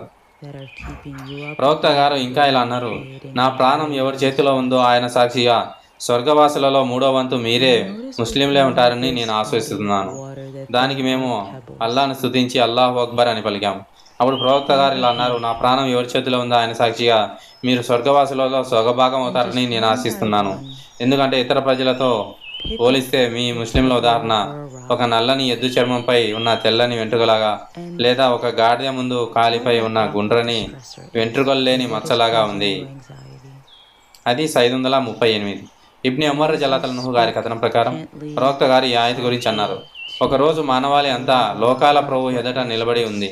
with your ఆ stress రోజు in వారు చెవుల మధ్య భాగం వరకు చెమటలో తడిసి ముద్దై నిలబడతారు. place it in the water. అది and just 539. watch the Abu Hurairah గారి కథనం ప్రకారం ప్రవక్త గారు ఇలా అన్నారు, పునరుత్థాన దినాన ప్రజలు ఎంతగా చెమట పడతారంటే ఆ చెమట భూమిలోకి 70 మూరల లోతుకి ఇంకి పైకి లేచి ప్రజల నోళ్లను చెవులను చేరుకుంటుంది. sharing with it your stressor or పునరుత్థాన దినాన ఎంతగా చెమట పడతారంటే ఆ చెమట భూమిలోకి 70 మూరల లోతుకి ఇంకి పైకి లేచి ప్రజల నోళ్ళు చెవుల వరకు చేరుకుంటుంది. అంత లోపల watching it నోళ్ళు చెవులంతా flow away. చెమట పేరుకుపోతుంది వరకు, నోళ్ళు చెవుల వరకు పేరుకుపోతుంది. అది 540. అబ్దుల్లా రజియల్లాహు గారి కథనం ప్రకారం ప్రవక్త గారు ఇలా అన్నారు, పునరుత్థాన దినాన మొదటి తీర్పు చెప్పబడే కేసులు రక్తపారదానికి సంబంధించినవే. అది 541. అబూ హురైరా గారి కథనం ప్రకారం అల్లా ప్రవక్త సల్లల్లాహు అలైహి వసల్లం ఇలా అన్నారు, ఎవరైనా తన సోదరునికి అన్యాయం చేస్తే అతను తన మరణానికి ముందు అతన్ని క్షమాపణ కోరాలి. ఎందుకంటే పరలోకంలో ఒక దీనార్ కానీ ఒక దిర్హం కానీ ఉండదు. అతని పుణ్యకార్యాలలో కొన్ని అతని సోదరునికి చెల్లించబడకముందే లేదా అతను ఏ పుణ్యకార్యాలు చేయకపోతే అతని సోదరుని పుణ్యకార్యాలలో కొన్ని అతని మీద పరలోకంలో మోపబడకముందే అతను ఈ జీవితంలోనే క్షమాపణ పొందాలి. సంఖ్య 542. అబూ సయీద్ అల్ ఖుదరీ గారి కథనం ప్రకారం అల్లా ప్రవక్త సల్లల్లాహు అలైహి వసల్లం గారు ఇలా అన్నారు, విశ్వాసులు నరకాగ్ని నుండి రక్షించబడిన తర్వాత స్వర్గానికి మరియు నరకానికి మధ్య ఉన్న ఒక వంతెన వద్ద ఆపబడతారు మరియు వారు ఈ లోకంలో ఒకరిపై ఒకరు చేసుకున్న అన్యాయాలకు సంబంధించి వారి మధ్య పరస్పర ప్రతీకారం స్థాపించబడుతుంది. ప్రతీకారం ద్వారా వారు శుద్ధి చేయబడి పవిత్రపరచబడిన తర్వాత వారు స్వర్గంలోకి ప్రవేశింపబడతారు. మరియు ముహమ్మద్ ఆత్మ ఎవరి చేతిలో ఉందో ఆయన సాక్షిగా వారిలో ప్రతి ఒక్కరూ ఈ లోకంలోని తమ నివాసం కంటే స్వర్గంలోని తమ నివాసం గురించి మరింత బాగా తెలుసుకుంటారు. సంఖ్య 543. ఇబ్ని అబీ ములైకా గారి కథనం ప్రకారం ఆయిషా రజియల్లాహు అన్హా ఇలా అన్నారు, ప్రవక్త సల్లల్లాహు అలైహి వసల్లం గారు ఇలా అన్నారు, ఎవరి ఖాతా ప్రశ్నించబడినా వారు ఖచ్చితంగా శిక్షించబడతారు. నేను అన్నాను, అతనికి తేలికైన లెక్క లభిస్తుందని అల్లా చెప్పలేదా? సూరా 84లో 8వ ఆయత్. దానికి ప్రవక్త గారు సమాధానం ఇచ్చారు, దీని అర్థం కేవలం లెక్కను సమర్పించడం మాత్రమే. సంఖ్య 544. ఆయిషా రజియల్లాహు అన్హా గారి కథనం పైన చెప్పబడిన హదీసు ప్రకారంగా. సంఖ్య 545. ఆయిషా గారి కథనం, అల్లా యొక్క ప్రవక్త పునరుత్థాన దినాన లెక్కకు పిలువబడిన ప్రతి ఒక్కరూ నాశనం అవుతారు అని అన్నారు. నేను ఇలా అన్నాను, ఓ ప్రవక్త, అల్లా ఇలా చెప్పలేదా? ఎవరికైనా అతని లెక్క అతని కుడి చేతిలో ఇవ్వబడుతుందో అతను నిశ్చయంగా సులభమైన లెక్క లభిస్తుంది. ప్రవక్త గారు ఇలా అన్నారు, ఈ వచనం యొక్క అర్థం కేవలం లెక్కలను సమర్పించడం మాత్రమే, కానీ పునరుత్థాన దినాన ఎవరి లెక్క ప్రశ్నించబడుతుందో వారు నిశ్చయంగా శిక్షించబడతారు. సంఖ్య 546. అనస్ బిన్ మాలిక్ గారి కథనం ప్రకారం అల్లా ప్రవక్త ఇలా అనేవారు, పునరుత్థాన దినాన ఒక అవిశ్వాసిని తీసుకువచ్చి ఇలా అడుగుతారు, ఒకవేళ నీ దగ్గర భూమిని నింపేంత బంగారం ఉంటే నిన్ను నువ్వే విడిపించుకోవడానికి దానికి ఇస్తావా? నిన్ను నువ్వే విడిపించుకోవడానికి దాన్ని ఇస్తావా? అతను అవును అని సమాధానం ఇస్తారు. అప్పుడు అతనితో ఇలా చెప్పబడుతుంది, దానికంటే సులభమైన దానిని నిన్ను అడగడం జరిగింది. అల్లాతో పాటు మరెవరిని ఆరాధించవద్దని, అంటే ఇస్లాంను స్వీకరించమని కానీ నువ్వు నిరాకరించావు. 2, సంఖ్య 547. 1, ఆది బిన్ హాతిమ్ గారి కథనం ప్రకారం ప్రవక్త గారు ఇలా అన్నారు: పునరుత్థాన దినాన మీలో ప్రతి ఒక్కరితో అల్లా మాట్లాడతారు. అతనికి మరియు ఆయనకు మధ్య ఏ మధ్యవర్తి ఉండడు. అతను చూసినప్పుడు తన ముందు ఏమీ కనిపించదు. ఆ తర్వాత రెండోసారి తన ముందు చూస్తారు. అప్పుడు ఆ నరకాగ్ని అతనికి ఎదురుగా ఉంటుంది. కాబట్టి మీలో ఎవరైనా నరకాగ్ని నుండి తనను తాను రక్షించుకోగలిగితే వారు అలా చేయాలి, ఒక ఖర్జూరంలో సగం భాగంతోనైనా దానం ఇవ్వడానికి. హదీస్ 548. ఆది బిన్ హాతిమ్ గారి కథనం ప్రకారం ప్రవక్త గారు ఇలా అన్నారు: నరకం నుండి మిమ్మల్ని మీరు కాపాడుకోండి. ఆ తర్వాత ఆయన దానిని చూస్తున్నట్లుగా తన ముఖాన్ని పక్కకు తిప్పి మళ్ళీ నరకం నుండి మిమ్మల్ని మీరు కాపాడుకోండి అని అన్నారు. ఆ తర్వాత మళ్ళీ దాన్ని చూస్తున్నట్లుగా తన ముఖాన్ని పక్కకు తిప్పారు. ఆయన దానిని చూస్తున్నారని మేము అనుకునేంత వరకు మూడోసారి కూడా అలాగే అన్నారు. ఆ తర్వాత ఆయన ఇలా అన్నారు: ఒక ఖర్జూరంలో సొగంతోనైనా సరే నరకాగ్ని నుండి మిమ్మల్ని మీరు కాపాడుకోండి. ఇది కూడా లేని వారు ఒక మంచి ఆహ్లాదకరమైన మాట చెప్పడం ద్వారా కాపాడుకోవాలి. సంఖ్య 549. ఇబ్ని అబ్బాస్ గారి కథనం ప్రకారం ప్రవక్త గారు ఇలా అన్నారు: ప్రజలు నా ఎదుట ప్రదర్శించబడ్డారు, మరియు నేను ఒక ప్రవక్త తన అంచెల్లో పెద్ద సమూహంతో వెళ్ళడం చూశాను, మరియు మరొక ప్రవక్త కేవలం చిన్న సమూహంతో వెళ్ళడం చూశాను, మరియు ఇంకొక ప్రవక్త కేవలం 10 మందితో వెళ్ళడం చూశాను, మరియు ఇంకొక ప్రవక్త కేవలం 5గురితో వెళ్ళడం చూశాను, మరియు ఇంకొక ప్రవక్త ఒంటరిగా వెళ్ళడం చూశాను. ఆ తర్వాత నేను చూసినప్పుడు ఒక పెద్ద జన సమూహం కనిపించింది. కాబట్టి నేను జిబ్రాయిల్ అలైహిస్సలాంను అడిగాను, వీరు నా అనుచరులా? అతను అన్నారు, కాదు, కానీ క్షితిజం వైపు చూడు. నేను చూసినప్పుడు అక్కడ చాలా పెద్ద జన సమూహం కనిపించింది. జిబ్రాయిల్ అలైహిస్సలాం ఇలా అన్నారు: వారిని అనుచరులు మరియు వారి ముందు ఉన్న 70,000 మందికి వారి లెక్కలు లెక్కించబడవు, వారికి ఎలాంటి శిక్ష కూడా విధించబడదు. నేను ఎందుకు అని అడిగాను. ఆయన ఇలా అన్నారు: ఎందుకంటే వారు తమకు తాముగా కాలిన గాయాలను కాల్చుకోవడం కానీ, రుఖ్యా ఖురాన్లోని కొన్ని ఆయతులను పఠించి చికిత్స చేయించుకోవడం కానీ చేసుకునేవారు కాదు, మరియు వస్తువులలో దుశ్శకరాన్ని చూసేవారు కాదు, మరియు వారు తమ నమ్మకాన్ని కేవలం తమ పరువుపై మాత్రమే ఉంచేవారు. అది విని ఉకాషా బిన్ మిహ్సాన్ లేచి ప్రవక్తతో, నన్ను వారిలో ఒకరిని చేయమని అల్లాహ్ను వేడుకో అని అన్నారు. ప్రవక్త, ఓ అల్లాహ్, అతన్ని వారిలో ఒకనిగా చెయ్యి అని అన్నారు. అప్పుడు మరొక వ్యక్తి లేచి ప్రవక్తతో ఇలా అన్నారు: నన్ను వారిలో ఒకనిగా చేయమని అల్లాహ్ను ప్రార్థించండి. ప్రవక్త ఇలా అన్నారు: ఉకాషా నీకంటే ముందు వెళ్ళిపోయారు. సంఖ్య 550. అబూ హురైరా గారి కథనం. అల్లాహ్ ప్రవక్త ఇలా అనడం నేను విన్నాను: నా అంచెలలో 70,000 మంది ఒక సమూహం స్వర్గంలోకి ప్రవేశిస్తుంది. వారి ముఖాలు పౌర్ణమి చంద్రునిలాగా ప్రకాశిస్తాయి. అది విన్న వెంటనే ఉకాషా బిన్ మిహ్సాన్ అల్ అస్దీ తన దుప్పటిని తీసివేస్తూ లేచి ఇలా అన్నారు: ఓ అల్లాహ్ ప్రవక్త, నన్ను వారిలో ఒకనిగా చేయమని అల్లాహ్ను ప్రార్థించండి.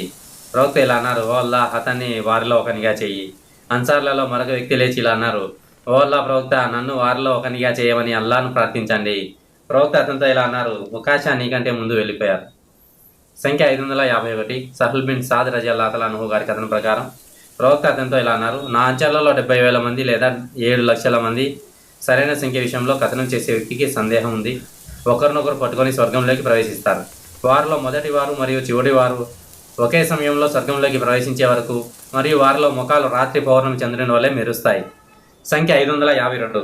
ఇబ్ని ఉమర్ రజియల్లాహు అన్హు గారి కథనం ప్రకారం ప్రవక్త అతనితో ఇలా అన్నారు: స్వర్గవాసులు స్వర్గంలోకి ప్రవేశిస్తారు, మరియు నరకవాసులు నరకాగ్నిలోకి ప్రవేశిస్తారు. అప్పుడు వారి మధ్య నుండి పిలుపునిచ్చేవాడు ఒకడు లేచి ఒక ప్రకటన చేస్తారు: ఓ నరకవాసులారా, నరకాగ్ని ఇకపై మరణం లేదు, మరియు ఓ స్వర్గవాసులారా ఇకపై మరణం లేదు. ఓ నరకవాసులారా ఇకపై మరణం లేదు, మరియు ఓ స్వర్గవాసులారా ఇకపై మరణం లేదు, కానీ శాశ్వతం ఉంది. సంఖ్య 553. అబూ హురైరా గారి కథనం ప్రకారం ప్రవక్త గారు ఇలా అన్నారు: స్వర్గవాసులతో ఇలా చెప్పబడుతుంది: ఓ స్వర్గవాసులారా, మీకు శాశ్వతం ఉంది మరియు మరణం లేదు. మరియు నరకవాసులతో ఇలా చెప్పబడుతుంది: ఓ నరకవాసులారా, మీకు శాశ్వతం ఉంది మరియు మరణం లేదు. హదీస్ 554. ఇమ్రాన్ రజియల్లాహు అన్హు గారి కథనం. ప్రవక్త గారు ఇలా అన్నారు: నేను స్వర్గంలోకి చూసినప్పుడు అక్కడి ప్రజలలో అత్యధికులు పేదవారుగానే ఉన్నారు. నేను నరకంలోకి చూసినప్పుడు అక్కడ ప్రజలలో అత్యధికులు స్త్రీలుగా ఉన్నారని కనుగొన్నాను. హదీస్ 555. ఉసామా రజియల్లాహు అన్హు గారి కథనం ప్రకారం ప్రవక్త సల్లల్లాహు అలైహి వసల్లం గారు ఇలా అన్నారు: నేను స్వర్గద్వారం వద్ద నిలబడినప్పుడు అందులోకి ప్రవేశించే వారిలో అత్యధికులు పేదవారుగా ఉన్నారని చూశాను. అయితే ధనవంతులకు పేదలతో పాటు ప్రవేశించడానికి అనుమతి లేదు, ఎందుకంటే వారు తమ లెక్కల కోసం ఎదురు చూస్తున్నారు. కానీ నరకవాసులను మాత్రం అక్కడికి తరివేయని ఆజ్ఞాపించబడింది. నేను నరక ద్వారం వద్ద నిలబడినప్పుడు అందులోకి ప్రవేశిస్తున్న వారిలో అత్యధికులు స్త్రీలుగా ఉన్నారని కనుగొన్నాను. సంఖ్య 556. ఇబ్ని ఉమర్ రజియల్లాహు అన్హు గారి కథనం ప్రకారం అల్లాహ్ ప్రవక్త ఇలా అన్నారు: స్వర్గవాసులు స్వర్గంలోకి ప్రవేశించి నరకవాసులు నరకంలోకి ప్రవేశించినప్పుడు ముత్యమును తీసుకొచ్చి నరకానికి స్వర్గానికి మధ్య ఉంచుతారు. ఆపై దానిని వధించి, ఓ స్వర్గవాసులారా ఇక మరణం వద్దు, ఓ నరకవాసులారా ఇక మరణం వద్దు అని పిలుస్తారు. అప్పుడు స్వర్గవాసులకు వారి మునుపటి ఆనందానికి మరింత ఆనందం తోడవుతుంది, మరియు నరకవాసులకు వారి మునుపటి దుఃఖానికి మరింత దుఃఖం తోడవుతుంది. సంఖ్య 557. అబూ సయీద్ అల్ ఖుద్రీ గారి కథనం ప్రకారం అల్లా ప్రవక్త ఇలా అన్నారు.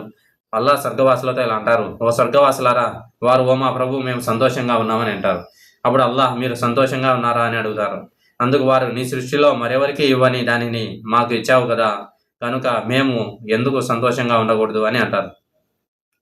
అందుకు వారు, నీ సృష్టిలో మరెవరికి ఇవ్వని దానిని మాకు ఇచ్చావు కనుక మేము ఎందుకు సంతోషంగా ఉండకూడదు అని అంటారు.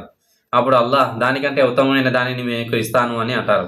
దానికి వారు, ఓ మా ప్రభు దానికంటే ఉత్తమమైనది ఏమిటి అని బదిలిస్తారు. అప్పుడు అల్లాహ్ నా సంతోషాన్ని, నా సంతృప్తిని మీకు ప్రసాదిస్తాను, తద్వారా మీపై శాశ్వతంగా కోపగించాను అని అంటారు. సంఖ్య 558. అనస్ రజియల్లాహు తఆలా అన్హు గారి కథనం ప్రకారం హారిసా రజియల్లాహు తఆలా అన్హు చిన్న వయసులోనే బద్ర్ యుద్ధంలో షహీద్ అయ్యారు. అతని తల్లి ప్రవక్త వద్దకు వచ్చి, ఓ ప్రవక్త, హారిసాకు నాకున్న సంబంధం నీకు తెలుసు. అతనంటే నాకెంత ఇష్టమో, కాబట్టి అతను స్వర్గంలో ఉంటే నేను సహనం వహించి అల్లాహ్ ప్రతిఫలాన్ని ఆశిస్తాను. కానీ అతను అక్కడ లేకపోతే ఇప్పుడు నేనేం చేస్తానో మీరు చూస్తారు. అందుకు ప్రవక్త గారు ఇలా బదిలిచ్చారు, అల్లాహ్ నిన్ను కరుణించుగాక, నీకు మొత్తిపోయిందా? నువ్వు అనుకుంటున్నావా అది ఒకే స్వర్గమని? అనేక స్వర్గాలున్నాయి, మరియు అతను అత్యున్నతమైన ఫిర్దౌస్ స్వర్గంలో ఉన్నారు. అల్లాహు అక్బర్. సంఖ్య 559. అబూ హురైరా రజియల్లాహు తఆలా అన్హు గారి కథనం ప్రకారం ప్రవక్త గారు ఇలా అన్నారు, ఒక కాఫిర్ యొక్క 2 భుజాల మధ్య వెడల్పు వేగంగా ప్రయాణించే సవారీదారుడు 3 రోజుల్లో ప్రయాణించే దూరానికి సమానంగా ఉంటుంది. సంఖ్య 559. సహల్ బిన్ సాద్ గారి కథనం ప్రకారం అల్లాహ్ యొక్క ప్రవక్త ఇలా అన్నారు, స్వర్గంలో ఒక చెట్టు ఉంది, అది ఎంత పెద్దదంటే దాని నీళ్ళలో సవారీదారుడు 100 సంవత్సరాలు ప్రయాణించినా దానిని దాటలేరు. సంఖ్య 559.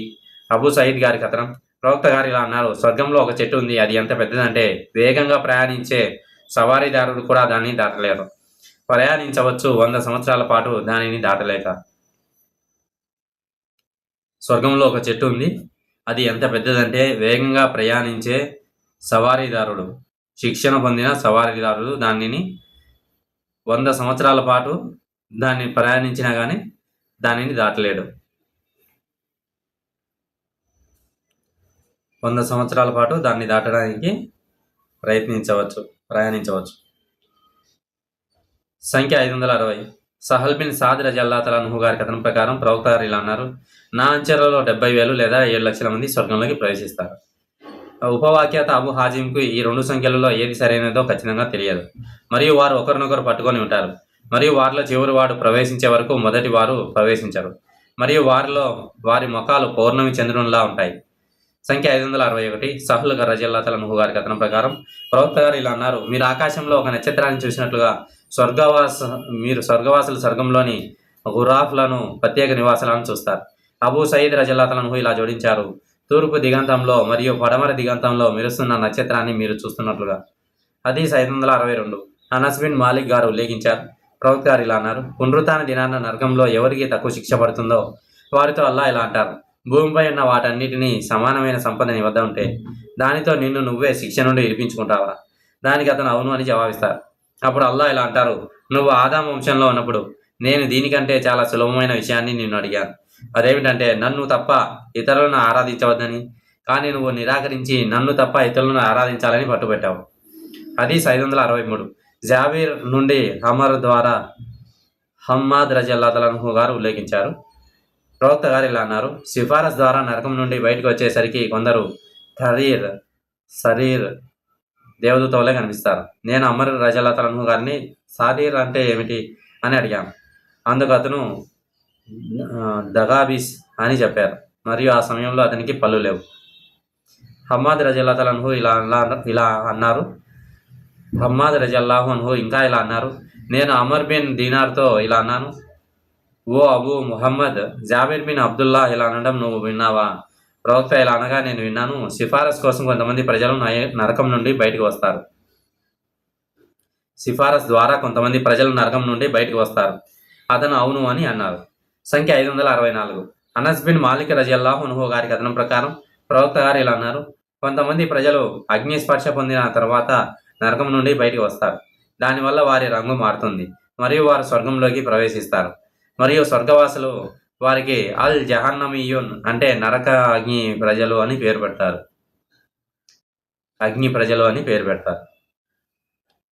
సంఖ్య 565. అబూ సయీద్ అల్ ఖుద్రీ గారి కథనం ప్రకారం ప్రవక్త గారు ఇలా అన్నారు: స్వర్గవాసులు స్వర్గంలో ప్రవేశించినప్పుడు, నరకవాసులు నరకంలో ప్రవేశించినప్పుడు అల్లా ఇలా అంటారు: ఎవరి హృదయంలో అయితే ఆవగించేంత విశ్వాసం ఉంటుందో వారిని నరకం నుండి బయటికి తెయ్యండి. వారు బయటికి వస్తారు. అప్పటికే వారు కాలిపోయిన బొగ్గులాగా మారిపోయి ఉంటారు. ఆ తర్వాత వారిని అల్ హయాత్ అనే నదిలో విసిరివేయబడతారు. మరియు వారు వాగు ఒడ్డున ఒక విత్తనం మొలకెత్తినట్లుగా మొలుస్తారు. ప్రవక్త గారు ఇలా అన్నారు: మొలకెత్తుతున్న ఆ విత్తనం పసుపు రంగులో వంకరగా బయటకు రావడం మీరు చూడలేదా? సంఖ్య 566. అన్ నుమాన్ కథనం ప్రకారం ప్రవక్త గారు ఇలా చెప్పగా నేను విన్నాను: పునరుత్థాన దినాన నరకవాసులలో అతి తక్కువ శిక్ష పొందే వ్యక్తి ఎవరంటే అతని పాదాల కింద మండుతున్న నిప్పును ఉంచుతారు. దానివల్ల అతని మెదడు మరిగిపోతుంది. సంఖ్య 567.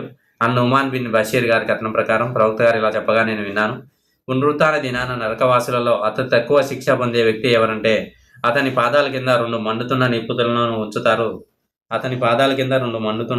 ఉంచుతారు. దానివల్ల అతని మెదడు నీటిలో మరిగే మిర్జాల్ రాగి పాత్ర లేదా కుంకుమ్ ఇరుకైన మూత గల పాత్రలాగా మరిగిపోతుంది. హదీస్ 568. ఆది బిన్ హాతిం రజియల్లాహు తఆలా అన్హు గారి కథనం ప్రకారం ప్రవక్త నరకాగ్నిని ప్రస్తావించి తన ముఖాన్ని పక్కకు తిప్పుకొని దాని నుండి అల్లా రక్షణను కోరారు. ఆ తర్వాత మళ్ళీ ఆయన నరకాగ్నిని ప్రస్తావించి తన ముఖాన్ని పక్కకు తిప్పుకొని దాని నుండి అల్లా రక్షణను కోరారు.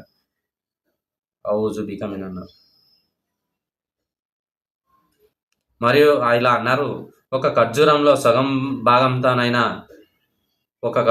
సగం భాగానితోనైనా మిమ్మల్ని మీరు నరకాగ్ని నుండి కాపాడుకోండి. అలా చేయలేని వారు ఒక మంచి ఆహ్లాదకరమైన మాటతోనైనా కాపాడుకోవచ్చు. హదీస్ 569. అబూ సయీద్ అల్ ఖుద్రీ గారి కథనం ప్రకారం అల్లా ప్రవక్త సమక్షంలో ఆయన మామ అయిన అబూ తాలిబ్ ప్రస్తావన వచ్చినప్పుడు ఆయన ఇలా అనడం నేను విన్నాను: పునరుత్థాన దినాన నా సిఫారస్ అతనికి అబూ తాలిబ్కు సహాయపడును గాక. తద్వారా అతనిని నరకాగ్నిలో ఒక లోతులేని ప్రదేశంలో ఉంచవచ్చు. అగ్ని అతని చీలమండల వరకు చేరి అతని మెదడును మరిగించేలా చేయవచ్చు. హదీస్ 570. అనస్ రజియల్లాహు అన్హు గారి కథనం ప్రకారం అల్లా ప్రవక్త ఇలా అన్నారు: పునరుత్థాన దినాన అల్లా ప్రజలందరినీ సమావేశపరుస్తారు. మరియు వారు ఇలా అంటారు: మా ప్రభు, మమ్మల్ని ఈ లోకం నుండి విముక్తి చేసేలా మా కోసం ఆయన వద్ద సిఫారసు చేయమని ఎవరినైనా వేడుకుందాం. అప్పుడు వారు ఆదాం వద్దకు వెళ్ళి ఇలా అంటారు: నిన్ను అల్లాహ్ తన స్వహస్తాలతో సృష్టించారు. నీలో తన ఆత్మను ఊదాడు. మరియు దేవదూతలను నీకు సాష్టాంగ నమస్కారం చేయమని ఆజ్ఞాపించారు. కాబట్టి దయచేసి మా ప్రభు వద్ద మా కోసం సిఫారసు చెయ్యి. ఆదాం, నేను ఈ కార్యానికి అర్హుడిని కాను అని జవాబిస్తారు. మరియు తన పాపాన్ని గుర్తు చేసుకొని అల్లాహ్ పంపిన మొదటి ప్రవక్త అయిన నూహ్ వద్దకు వెళ్ళండి అని అంటారు. వారు అతని వద్దకు వెళ్తారు. మరియు అతను నేను ఈ కార్యానికి అర్హుడను కాను అని అంటారు. మరియు తన పాపాన్ని గుర్తు చేసుకొని అల్లాహ్ ఖలీల్గా స్వీకరించిన ఇబ్రాహీం అలైహిస్సలాం వద్దకు వెళ్ళండి అని అంటారు. వారు అతని వద్దకు వెళ్తారు మరియు అదే విధంగా అభ్యర్థిస్తారు. అతను నేను ఈ కార్యానికి అర్హుడును కాను అని జవాబిస్తారు. మరియు తన పాపాన్ని గుర్తు చేసుకొని అల్లాహ్ నేరుగా మాట్లాడిన మూసా వద్దకు వెళ్ళండి అని అంటారు. వారు మూసా అలైహిస్సలాం వద్దకు వెళ్తారు మరియు అతను నేను ఈ కార్యానికి అర్హుడను కాను అని అంటారు. మరియు తన పాపాన్ని గుర్తు చేసుకొని ఈసా అలైహిస్సలాం వద్దకు వెళ్ళండి అని అంటారు. వారు అతని వద్దకు వెళ్తారు. అప్పుడు అతను ఈ కార్యానికి నేను అర్హుడను కాను, ముహమ్మద్ సల్లల్లాహు అలైహి వసల్లం గారి వద్దకు వెళ్ళండి, ఎందుకంటే అల్లాహ్ అతని గత మరియు భవిష్యత్తు పాపాలను క్షమించారు అని అంటారు. వారు నా వద్దకు వస్తారు. నేను నా ప్రభువును అనుమతి అడుగుతాను మరియు నేను ఆయనను చూసినప్పుడు ఆయనకు సాష్టాంగ నమస్కారం చేస్తాను. మరియు అల్లాహ్ తలిచినంతసేపు ఆయన నన్ను ఆ స్థితిలోనే ఉంచుతారు. ఆ తర్వాత నన్ను ఇలా సంబోధిస్తారు: ఓ ముహమ్మద్, నీ తల పైకెత్తు, అడుగు, నీ అభ్యర్థన మంజూరు చేయబడుతుంది. చెప్పు, నీ మాట ఆలకించబడుతుంది. సిఫారసు చేయి, నీ సిఫారసు స్వీకరించబడుతుంది. అప్పుడు నేను నా తలను పైకెత్తి ఒక ప్రార్థనతో ప్రభువును స్తుతిస్తాను. ఆయన నాకు బోధిస్తారు. ఆ తర్వాత నేను సిఫారసు చేస్తాను. అల్లాహ్ నాకు ఒక హద్దును నిర్దేశిస్తారు, అనగా నేను ఎవరి కోసం సిఫారసు చేయాలో ఆ నిర్దిష్ట రకం ప్రజలను, మరియు నేను వారిని నరకాగ్ని నుండి బయటికి తీసి స్వర్గంలోకి ప్రవేశింపజేస్తాను. ఆ తర్వాత నేను అల్లాహ్ వద్దకు తిరిగి వచ్చి సజ్దా చేస్తాను. మరియు ఖురాన్ చేత నరకాగ్నిలో బంధించబడిన వారు తప్ప మరెవరు మిగలకుండా ఉండే వరకు 3వ మరియు 4వ సార్లు కూడా ఇలాగే చేస్తాను.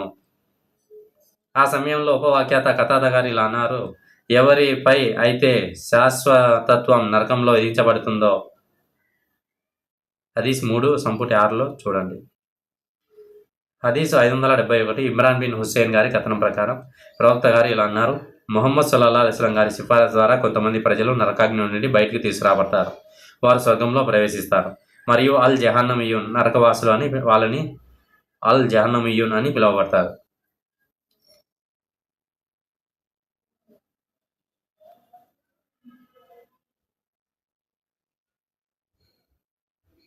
సంఖ్య 572.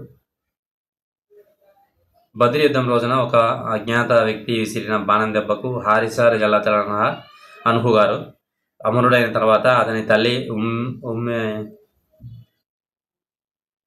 అల్లా ప్రవక్త వద్దకు వచ్చి ఇలా అంది: ఓ ప్రవక్త, నా హృదయంలో హారిసాకు ఉన్న స్థానం మీకు తెలుసు. అంటే అతను నాకెంత ప్రియమైన వాడో. కాబట్టి అతను స్వర్గంలో ఉంటే నేను అతని కోసం ఏడవను, లేదా అలా కాకపోతే నేను ఏం చేస్తానో మీరే చూస్తారు. ప్రవక్త గారు ఇలా అన్నారు: నీకేమైనా పిచ్చి పట్టిందా? స్వర్గం ఒకటైనా అనేక స్వర్గాలున్నాయి మరియు అతను ఫిర్దౌస్ అంటే అత్యున్నత స్వర్గంలో ఉన్నారు. ప్రవక్త గారు ఇంకా ఇలా అన్నారు: అల్లా మార్గంలో చేసే ప్రతి ఉదయం ప్రయాణం కానీ ఒక మధ్యాహ్నం ప్రయాణం కానీ ఈ ప్రపంచం మరియు దాని సమస్తం కన్నా ఉత్తమమైనది. మరియు మీలో ఒకరి బాణం ధనస్సుతో సమానమైన స్థలం కానీ లేదా స్వర్గంలో ఒక అడుగుతో సమానమైన స్థలం కానీ ఈ ప్రపంచం మరియు దానిలోని సమస్తం కన్నా ఉత్తమమైనది. మరియు స్వర్గంలోని స్త్రీలలో ఒకరు భూమి వైపు చూస్తే ఆమె ఆ రెండింటి మధ్య ఉన్న ఖాళీల అంతటిని కాంతితో నింపివేస్తుంది మరియు వాటి మధ్య ఉన్న దానిని పరిమళంలో నింపివేస్తుంది. మరియు ఆమె ముఖానికి కప్పుకొనే ముసుగు ఈ ప్రపంచం మరియు దానిలోని సమస్తం కన్నా ఉత్తమమైనది.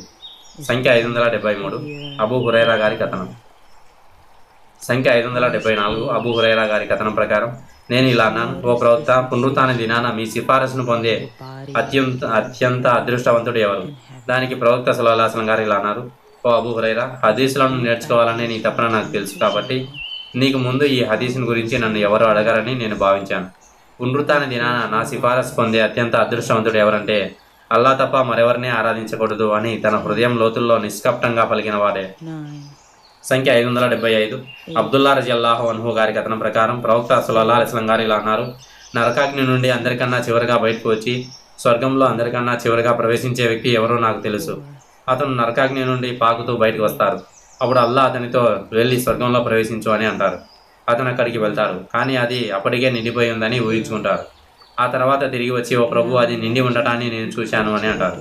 అప్పుడు అల్లా వెళ్ళి స్వర్గంలో ప్రవేశించు, నీకు ఈ ప్రపంచానికి సమానమైనది మరియు దానికి 10 రెట్లుగా అధికంగా లభిస్తుంది, లేదా నీకు ఈ ప్రపంచం వంటి దానికి 10 రెట్లు అధికంగా లభిస్తుంది అని అంటారు. దానిపై ఆ వ్యక్తి, నువ్వు రాజువై ఉండి కూడా నన్ను ఎగుతాళి చేస్తున్నావా, లేదా నన్ను చూసి నవ్వుతున్నావా అని అంటారు. అల్లా ప్రవక్త ఇలా అంటున్నప్పుడు ఆయన దవడపల్ల కనిపించేంతగా నవ్వడం నేను చూశాను. స్వర్గవాసులలో అతను అత్యంత నిమ్న స్థాయిలో ఉంటాడని చెప్పబడింది. సంఖ్య 576 అబ్బాస్ గారి కథనం ప్రకారం అల్లా ప్రవక్తతో ఇలా అన్నారు. అబ్బాస్ రజియల్లాహు అన్హు ప్రవక్తతో ఇలా అన్నారు: మీరు అబూ తాలిబ్కు ఏదైనా మేలు చేశారా? సంఖ్య 577 అబూ హురైరా రజియల్లాహు అన్హు గారి కథనం ప్రకారం కొంతమంది ప్రజలు ఇలా అన్నారు: ఓ అల్లా ప్రవక్త, పునరుత్థాన దినాన మేము మా ప్రభువును చూడగలమా? ఆయన ఇలా అన్నారు: మేఘాలు అడ్డు రాని సూర్యుడిని చూడడానికి మీరు ఒకరినొకరు తోసుకుంటూ గుమ్మిగుడతారా? వారు ఇలా జవాబిచ్చారు: లేదు ప్రవక్త. ఆయన ఇలా అన్నారు: మేఘాలు అడ్డు రాని పౌర్ణమి చంద్రుడిని చూడడానికి మీరు ఒకరినొకరు తోసుకుంటూ గుమ్మిగుడతారా? వారు లేదు ఓ అల్లా ప్రవక్త అని జవాబిచ్చారు. ఆయన, కాబట్టి మీరు పునరుత్థాన దినాన మీ ప్రభువును చూస్తారు. అదేవిధంగా అల్లా ప్రజలందరినీ సమీకరించి ఇలా అంటారు: ఎవరినైనా దేనినైనా ఆరాధించేవారైతే వారు దానినే అనుసరించాలి. కాబట్టి సూర్యుడిని ఆరాధించేవాడు దానిని అనుసరిస్తారు, మరియు చంద్రుడిని ఆరాధించేవారు దానిని అనుసరిస్తారు, మరియు అసత్య దేవులను ఆరాధించే వాళ్ళు వారిని అనుసరిస్తారు. ఆ తర్వాత వారు కపట వేషధారులతో సహా ఈ జాతి అంటే ముస్లింలు మాత్రమే మిగిలి ఉంటారు. అల్లా వారికి తెలియని రూపంలో వారి వద్దకు వచ్చి, నేనే మీ ప్రభువును అని అంటారు. వారు, మేము నీ నుండి అల్లా శరణు కోరుతున్నాం, ఇది మా స్థానం. మా ప్రభు మా వద్దకు వచ్చే వరకు మేము నిన్ను అనుసరించాము, మరియు మా ప్రభు మా వద్దకు వచ్చినప్పుడు మేము ఆయనను గుర్తిస్తాము అని అంటారు. అప్పుడు అల్లా వారికి తెలిసిన రూపంలో వారి వద్దకు వచ్చి, నేనే మీ ప్రభువును అని పలుకుతారు. వారు నిస్సందేహంగా నీవే మా ప్రభువు అని పలికి ఆయనను అనుసరిస్తారు. అప్పుడు నరకాగ్ని మీద ఒక వంతెన నిర్మించబడుతుంది. దానిని దాటిన వారిలో నేను మొదటి వాడిని అవుతాను. ఆ రోజున ప్రవక్తలు చేసే ప్రార్థన, అల్లాహుక్క సల్లిం సల్లిం ఓ అల్లా మమ్మల్ని రక్షించు అని ఉంటుంది. ఆ వంతెనపై అస్సాదాన్ ఒక ముళ్ళ వంటి కొక్కేలు ఉంటాయి. మరియు అస్సాదాన్ ముళ్ళు చూడలేదా? దానికి సహచరులు అవును ఓ అల్లా ప్రవక్త అని బదులిచ్చారు. ఆయన ఇంకా ఇలా అన్నారు, కాబట్టి ఆ వంతెనపై ఉన్న కొక్కేలు అస్సాదాన్లోని ముళ్ళలా ఉంటాయి. అయితే వాటి పరిమాణంలోని గొప్పతనం అల్లాకు మాత్రమే తెలుసు. ఈ కొక్కేలు ప్రజలను వాటి కర్మల ప్రకారం పట్టుకుంటాయి. కొంతమంది తమ దుష్కర్మల వలన నాశనం అవుతారు. మరికొంతమంది ముక్కలుగా నరుకువేయబడి నరకంలో పడిపోతారు, కానీ తర్వాత రక్షించబడతారు.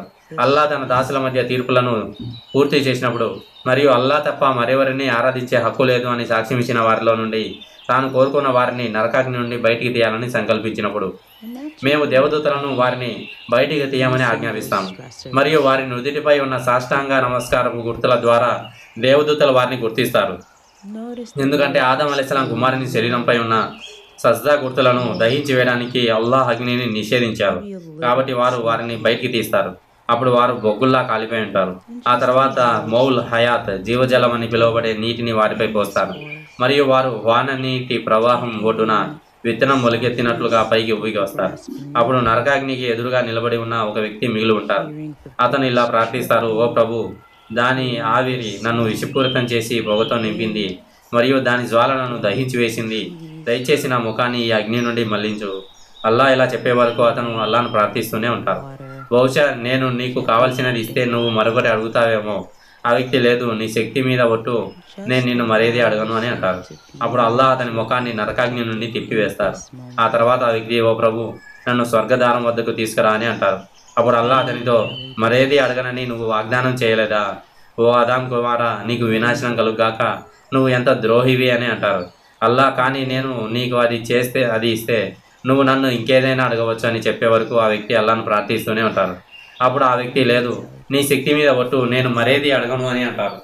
అతను అల్లాకు తన ఒడంబడికను ఇచ్చి ఆ తర్వాత మరేది అడగనని వాగ్దానం చేస్తారు. కాబట్టి అల్లాహ్ అతన్ని స్వర్గద్వారం వద్దకు తీసుకొస్తారు. మరియు అతను దానిలోని వాటిని చూసినప్పుడు అల్లాహ్ అనుమతించినంతసేపు మౌనంగా ఉంటారు. ఆ తర్వాత అతను, ఓ నా ప్రభు, నన్ను స్వర్గంలో ప్రవేశింపజేయి అని అంటారు. అల్లా ఇలా అంటారు, అది తప్ప మరేది నన్ను అడగనని నువ్వు వాగ్దానం చేయలేదా? ఓ ఆదాం కుమారా, నీకు వినాశనం కలుగాక, నువ్వు ఎంత ద్రోహివి. దానికి ఆ వ్యక్తి, ఓ ప్రభు, నీ సృష్టిలో నన్ను అత్యంత దురదృష్టవంతుడిని చేయకు అని ప్రార్థిస్తూనే ఉంటారు. అల్లా చిరునవ్వు నవ్వేంత వరకు అతను అల్లాను ప్రార్థిస్తూనే ఉంటారు. అతని కారణంగా అల్లా చిరునవ్వు నవ్వినప్పుడు ఆయన అతనిని స్వర్గంలోకి ప్రవేశాన్ని కల్పిస్తారు. అతను స్వర్గంలో ప్రవేశించినప్పుడు ఫలానా దానిని కోరుకో అని సంబోధిస్తారు. అతని కోరికలన్నీ నెరవేరేంత వరకు అతను కోరుతూనే ఉంటారు. అప్పుడు అల్లా ఇలా అంటారు, ఇదంతా అంటే నువ్వు కోరుకున్నది మరియు దానికి మించి ఇంకా ఎంతో నీకే చెందుతాయి.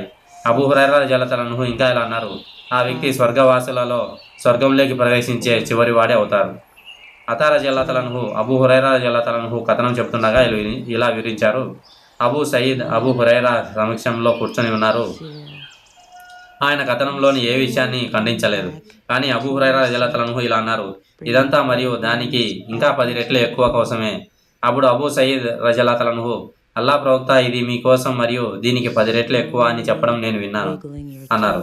అబూ హురైరా రలియల్లాహు అన్హు, నా జ్ఞాపకంలో అది దానికి ఇంకా ఎంత ఎక్కువ అని ఉంది అన్నారు. సంఖ్య 578. ప్రవక్త గారు ఇలా అన్నారు, సరస్సు జలధార వద్ద నేను మీ ముందుకు ఉండేవాడిని. అబ్దుల్లా రలియల్లాహు అన్హు గారు ఇంకా ఇలా అన్నారు, ప్రవక్త గారు ఇలా అన్నారు, ఆ సరస్సు జలధార వద్ద నేను మీకు ముందు ఉండేవాడిని మరియు మీలో కొందరిని నేను చూసేంత వరకు నా ముందుకు తీసుకొస్తారు. ఆ తర్వాత వారిని నా నుండి తీసుకెళ్తారు. అప్పుడు నేను, ఓ ప్రభు, నా సహచరులారా అని అంటాను. అప్పుడు మీరు వెళ్ళిపోయిన తర్వాత వారు ఏమి చేశారో మీకు తెలియదు అని చెప్పబడుతుంది. సంఖ్య 579. ఇబ్నే ఉమర్ గారి కథనం. ప్రవక్త గారు ఇలా అన్నారు, మీకు ఎదురుగా జర్బా మరియు అద్రోహ్ షామ్లోని 2 పట్టణాల మధ్య ఉన్న దూరం ఎంత పెద్దనైన ఒక కొలను ఓ సరస్సు దార ఉంటుంది. ప్రవక్త గారు ఇలా అన్నారు, మీకు ఎదురుగా జర్బా మరియు అద్రోహ్ షామ్లోని 2 పట్టణాలు మధ్య ఉన్న దూరం ఎంత పెద్దదైన ఒక కొలను ఓ సరస్సు జలధార ఉంటుంది. సంఖ్య 580. ఇబ్నే అబ్బాస్ రలియల్లాహు అన్హు గారి కథనం. అల్ కౌసర్ అనే పదానికి అర్థం అల్లాహ్ ఆయనకు ప్రవక్త ముహమ్మద్ సల్లల్లాహు అలైహి వసల్లంకు ప్రసాదించిన అపారమైన మేలు. అబూ బిషర్ ఇలా అన్నారు, నేను సయీద్ రలియల్లాహు అన్హుతో కొంతమంది అది అల్ కౌసర్ స్వర్గంలోని ఒక నది అని వాదిస్తారు అన్నాను. దానికి సయీద్ ఇలా జవాబిచ్చారు, స్వర్గంలో ఉన్న ఆ నది అల్లాహ్ ఆయనకు ముహమ్మద్ సల్లల్లాహు అలైహి వసల్లం గారికి ప్రసాదించిన మేలులోని ఒక అంశం. సంఖ్య 581. అబ్దుల్లా బిన్ ఉమర్ రజల్లాహు గారి కథనం ప్రకారం ప్రవక్త గారు ఇలా అన్నారు, నా సరస్సు జలధార ఎంత విశాలమైనదంటే దానిని దాటడానికి 1 నెల ప్రయాణం పడుతుంది. దాని నీరు పాల కన్నా తెల్లగా ఉంటుంది, మరియు దాని సువాసన కస్తూరి పరిమళం కన్నా మధురంగా ఉంటుంది, మరియు దానిలోని పానపాత్రలు ఆకాశంలోని నక్షత్రాల సంఖ్య అంత ఎక్కువగా ఉంటాయి, మరియు దాని నుండి నీరు త్రాగిన వారికి ఎన్నటికీ దాహం వేయదు. సంఖ్య 582. అనస్ బిన్ మాలిక్ రజల్లాహు అన్హు గారి కథనం ప్రకారం అల్లాహ్ ప్రవక్త సల్లల్లాహు అలైహి వసల్లం గారు ఇలా అన్నారు, నా సరస్సు జలధార వెడల్పు అహిలా షామ్లోని ఒక పట్టణం నుండి సనా యమన్ రాజధాని మధ్య ఉన్న దూరానికి సమానం, మరియు అందులో ఆకాశంలోని నక్షత్రాల సంఖ్యకు సమానమైన అనేక కుండలు ఉన్నాయి. సంఖ్య 583. అనస్ బిన్ మాలిక్ రజల్లాహు అన్హు గారి కథనం ప్రవక్త సల్లల్లాహు అలైహి వసల్లం గారు ఇలా అన్నారు, నేను స్వర్గంలో మీరాజ్ రాత్రి నడుస్తున్నప్పుడు ఒక నదిని చూశాను. దాని ఒడ్డున బోలుగా ఉన్న ముత్యాలతో చేసిన గుడారాలు ఉన్నాయి. నేను ఓ జిబ్రాయిల్ అలైహిస్సలాం ఇది ఏమిటి అని అడిగాను. అతను అది నీ ప్రభువు నీకు ఇచ్చిన కౌసర్ అని చెప్పారు. ఇదిగో దాని వాసన లేదా దాని బురదైన ఘాటైన కస్తూరి వాసనలా ఉండేది. ఉపవాక్యాత హుద్బా సరైన పదం గురించి సందేహంలో ఉన్నారు. సంఖ్య 584. అనస్ రజల్లాహు అన్హు గారి కథనం ప్రకారం ప్రవక్త గారు ఇలా అన్నారు, నా సహచరులలో కొందరు నా సరస్సు జలధార నా వద్దకు వస్తారు, మరియు నేను వారిని గుర్తించిన తర్వాత వారిని నా నుండి తీసుకువెళ్తారు. అప్పుడు నేను నా సహచరులారా అని అంటాను. అప్పుడు మీ తర్వాత వారు ధర్మంలో ఏమి నూతనంగా ప్రవేశపెట్టారో మీకు తెలియదు అని చెప్పబడుతుంది. సంఖ్య 585. సహల్ బిన్ సాద్ నుండి అబూ హాజిం రజల్లాహు అన్హు గారి కథనం ప్రకారం ప్రవక్త సల్లల్లాహు అలైహి వసల్లం గారు ఇలా అన్నారు, సరస్సు జలధార వద్ద నేను మీకు పూర్వగామిని, నేను మీకు ముందు ఉంటాను, మరియు అక్కడ నుండి వెళ్ళేవారు ఎవరైనా దాని నుండి తాగుతారు, మరియు దాని నుండి తాగిన వాడు ఎప్పటికీ దాహం వేయదు. నా వద్దకు నేను గుర్తించగల కొంతమంది వస్తారు, వారు నన్ను గుర్తిస్తారు, కానీ నాకు మరియు వారికి మధ్య ఒక అడ్డుగోడ ఉంచబడుతుంది. అబూ హాజిం రజల్లాహు అన్హు ఇంకా ఇలా అన్నారు, నా మాటలు విన్న నుమాన్ బిన్ అయ్యాష్, మీరు ఇది సహల్ రజల్లాహు అన్హు నుండి విన్నారా అని అడిగాను. నేను అవును అన్నాను. ఆయన అబూ సయీద్ అల్ ఖుద్రీ కూడా ఇదే విషయాన్ని చెప్పగా నేను విన్నానని సాక్ష్యం ఇస్తున్నాను. దానికి ఆయన ప్రవక్త గారు ఇలా అన్నారని తెలిపారు, నేను ఇలా అంటాను, వారు అంటే నా అనుచరులు. అప్పుడు మీరు వెళ్ళిపోయిన తర్వాత వారు ధర్మంలో ఏమేమి నూతన విషయాలు ప్రవేశపెట్టారో మీకు తెలియదు అని చెప్పబడుతుంది. నేను ఇలా అంటాను, నా తర్వాత తమ మతాన్ని మార్చుకున్న వారు కరుణకు చాలా దూరంగా ఉన్నారు. అబూ హురైరా రజల్లాహు అన్హు ఉల్లేఖించిన దాని ప్రకారం ప్రవక్త సల్లల్లాహు అలైహి వసల్లం గారు ఇలా అన్నారు, పునరుత్థాన దినాన ఒక సహచరుల బృందం నా వద్దకు వస్తుంది, కానీ వారు సరస్సు జలధార నుండి తరిమివేయబడతారు. అప్పుడు నేను ఇలా అంటాను, ఓ నా ప్రభు, నా సహచరులు. అప్పుడు ఇలా చెప్పబడుతుంది, మీరు వెళ్ళిపోయిన తర్వాత వారు ప్రవేశపెట్టిన నూతన ఆచారాల గురించి మీకు ఏమీ తెలియదు. వారు ఇస్లాం నుండి వైదొలిగి మతభ్రష్టులయ్యారు. సంఖ్య 586. ఇబ్నే అల్ ముసయ్యిబ్ రజల్లాహు అన్హు గారి కథనం ప్రకారం ప్రవక్త గారి సహచరులు ఇలా అన్నారు, నా సహచరులలో కొందరు నా సరస్సు జలధార వద్దకు వస్తారు, మరియు వారు దాని నుండి తరిమివేయబడతారు. అప్పుడు నేను, ఓ ప్రభు, నా సహచరులారా అని ప్రార్థిస్తాను. అప్పుడు ఇలా చెప్పబడుతుంది, మీరు వెళ్ళిపోయిన తర్వాత వారు ప్రవేశపెట్టిన నూతన ఆచారాల గురించి మీకు ఏమీ తెలియదు. వారు ఇస్లాం నుండి వైదొలిగి మతభ్రష్టులుగా మారారు. సంఖ్య 587. అబూ హురైరా గారి కథనం ప్రకారం ప్రవక్త గారు ఇలా అన్నారు, నేను నిద్రపోతున్నప్పుడు నా అనుచరులలో ఒక బృందాన్ని నా దగ్గరకు తీసుకొచ్చారు, మరియు నేను వారిని గుర్తించినప్పుడు మా మధ్య నుండి ఒక దేవదూత బయటకు వచ్చి వారితో రండి అని అన్నారు. నేను ఎక్కడికి అని అడిగాను. అతను అల్లా సాక్షిగా నరకాగ్నికి అన్నారు. నేను వారికి ఏమైంది అని అడిగాను. అతను, నువ్వు వెళ్ళిపోయిన తర్వాత వారు మతభ్రష్టులుగా మారిపోయారు అన్నారు. అప్పుడు ఇదిగో నా అనుచరులలో మరొక గుంపు నా వద్దకు తీసుకురాబడింది. నేను వారిని గుర్తించినప్పుడు ఒక మనిషి దేవదూత నా నుండి మరియు వారిని బయటికి వచ్చి వారితో రండి అన్నారు. నేను ఎక్కడికి అని అడిగాను. అతను అల్లా సాక్షిగా నరకాగ్నికి అన్నారు. నేను వారికి ఏమైంది అని అడిగాను. అతను, నువ్వు వెళ్ళిపోయిన తర్వాత వారు మతభ్రష్టులుగా మారిపోయారు. కాపరి లేని ఒంటెల వల్లే ఉన్న కొద్ది మంది తప్ప వారిలో ఎవరు తప్పించుకోవడం నేను చూడలేదు. సంఖ్య 588. అబూ హురైరా రజల్లాహు అన్హు గారి కథనం ప్రకారం అల్లా ప్రవక్త సల్లల్లాహు అలైహి వసల్లం గారు ఇలా అన్నారు, నా ఇంటికి మరియు నా ఉపన్యాస పీఠానికి మధ్య స్వర్గంలోని తోటలలో ఒక తోట ఉంది, మరియు నా ఉపన్యాస పీఠం నా సరస్సు బుగ్గపై ఉంది. సంఖ్య 589. జుందుబ్ రజల్లాహు అన్హు గారి కథనం ప్రకారం ప్రవక్త ఇలా అనడం నేను విన్నాను, అల్ కౌసర్ వద్ద నేను మీకు పూర్వీకుడిని. సంఖ్య 590. ఉక్బా బిన్ ఆమిర్ రజల్లాహు అన్హు గారి కథనం, ఒకసారి ప్రవక్త బయటికి వెళ్ళి ఉహద్ అమరవీరుల కోసం అంత్యక్రియల ప్రార్థనలు చేశారు.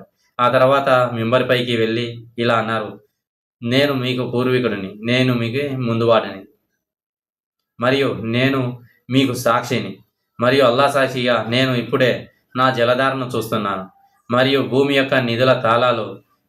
యొక్క తాళాలు నాకు ఇవ్వబడ్డాయి, మరియు అల్లా సాక్షిగా నా తర్వాత మీరు అల్లా కాకుండా ఇతరులను ఆరాధిస్తారని నేను భయపడటం లేదు.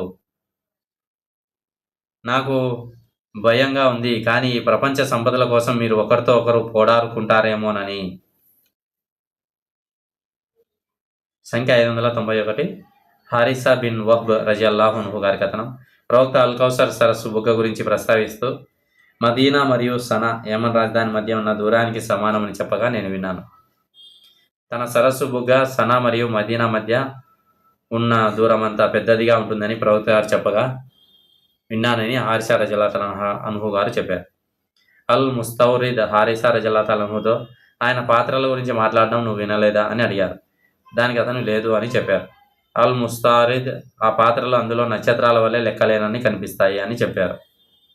సంఖ్య 592. అస్మా బిన్త్ అబూ బకర్ రజియల్లాహు అన్హా గారి వివరణ.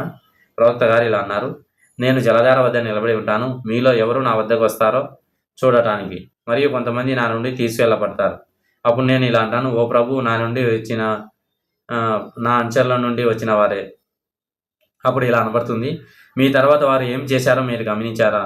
అల్లా సాక్షిగా వారు వెనుదిరిగారు, మతభ్రష్టులుగా మారిపోయారు. ఉపవాక్యత ఇబ్నే అబీ ములైకా ఇలా అన్నారు, ఓ అల్లా, మేము వెనుదిరగకుండా లేదా మా మతంలో పరీక్షకు గురి కాకుండా నీ శరణును కోరుతున్నాము. ఆమీన్.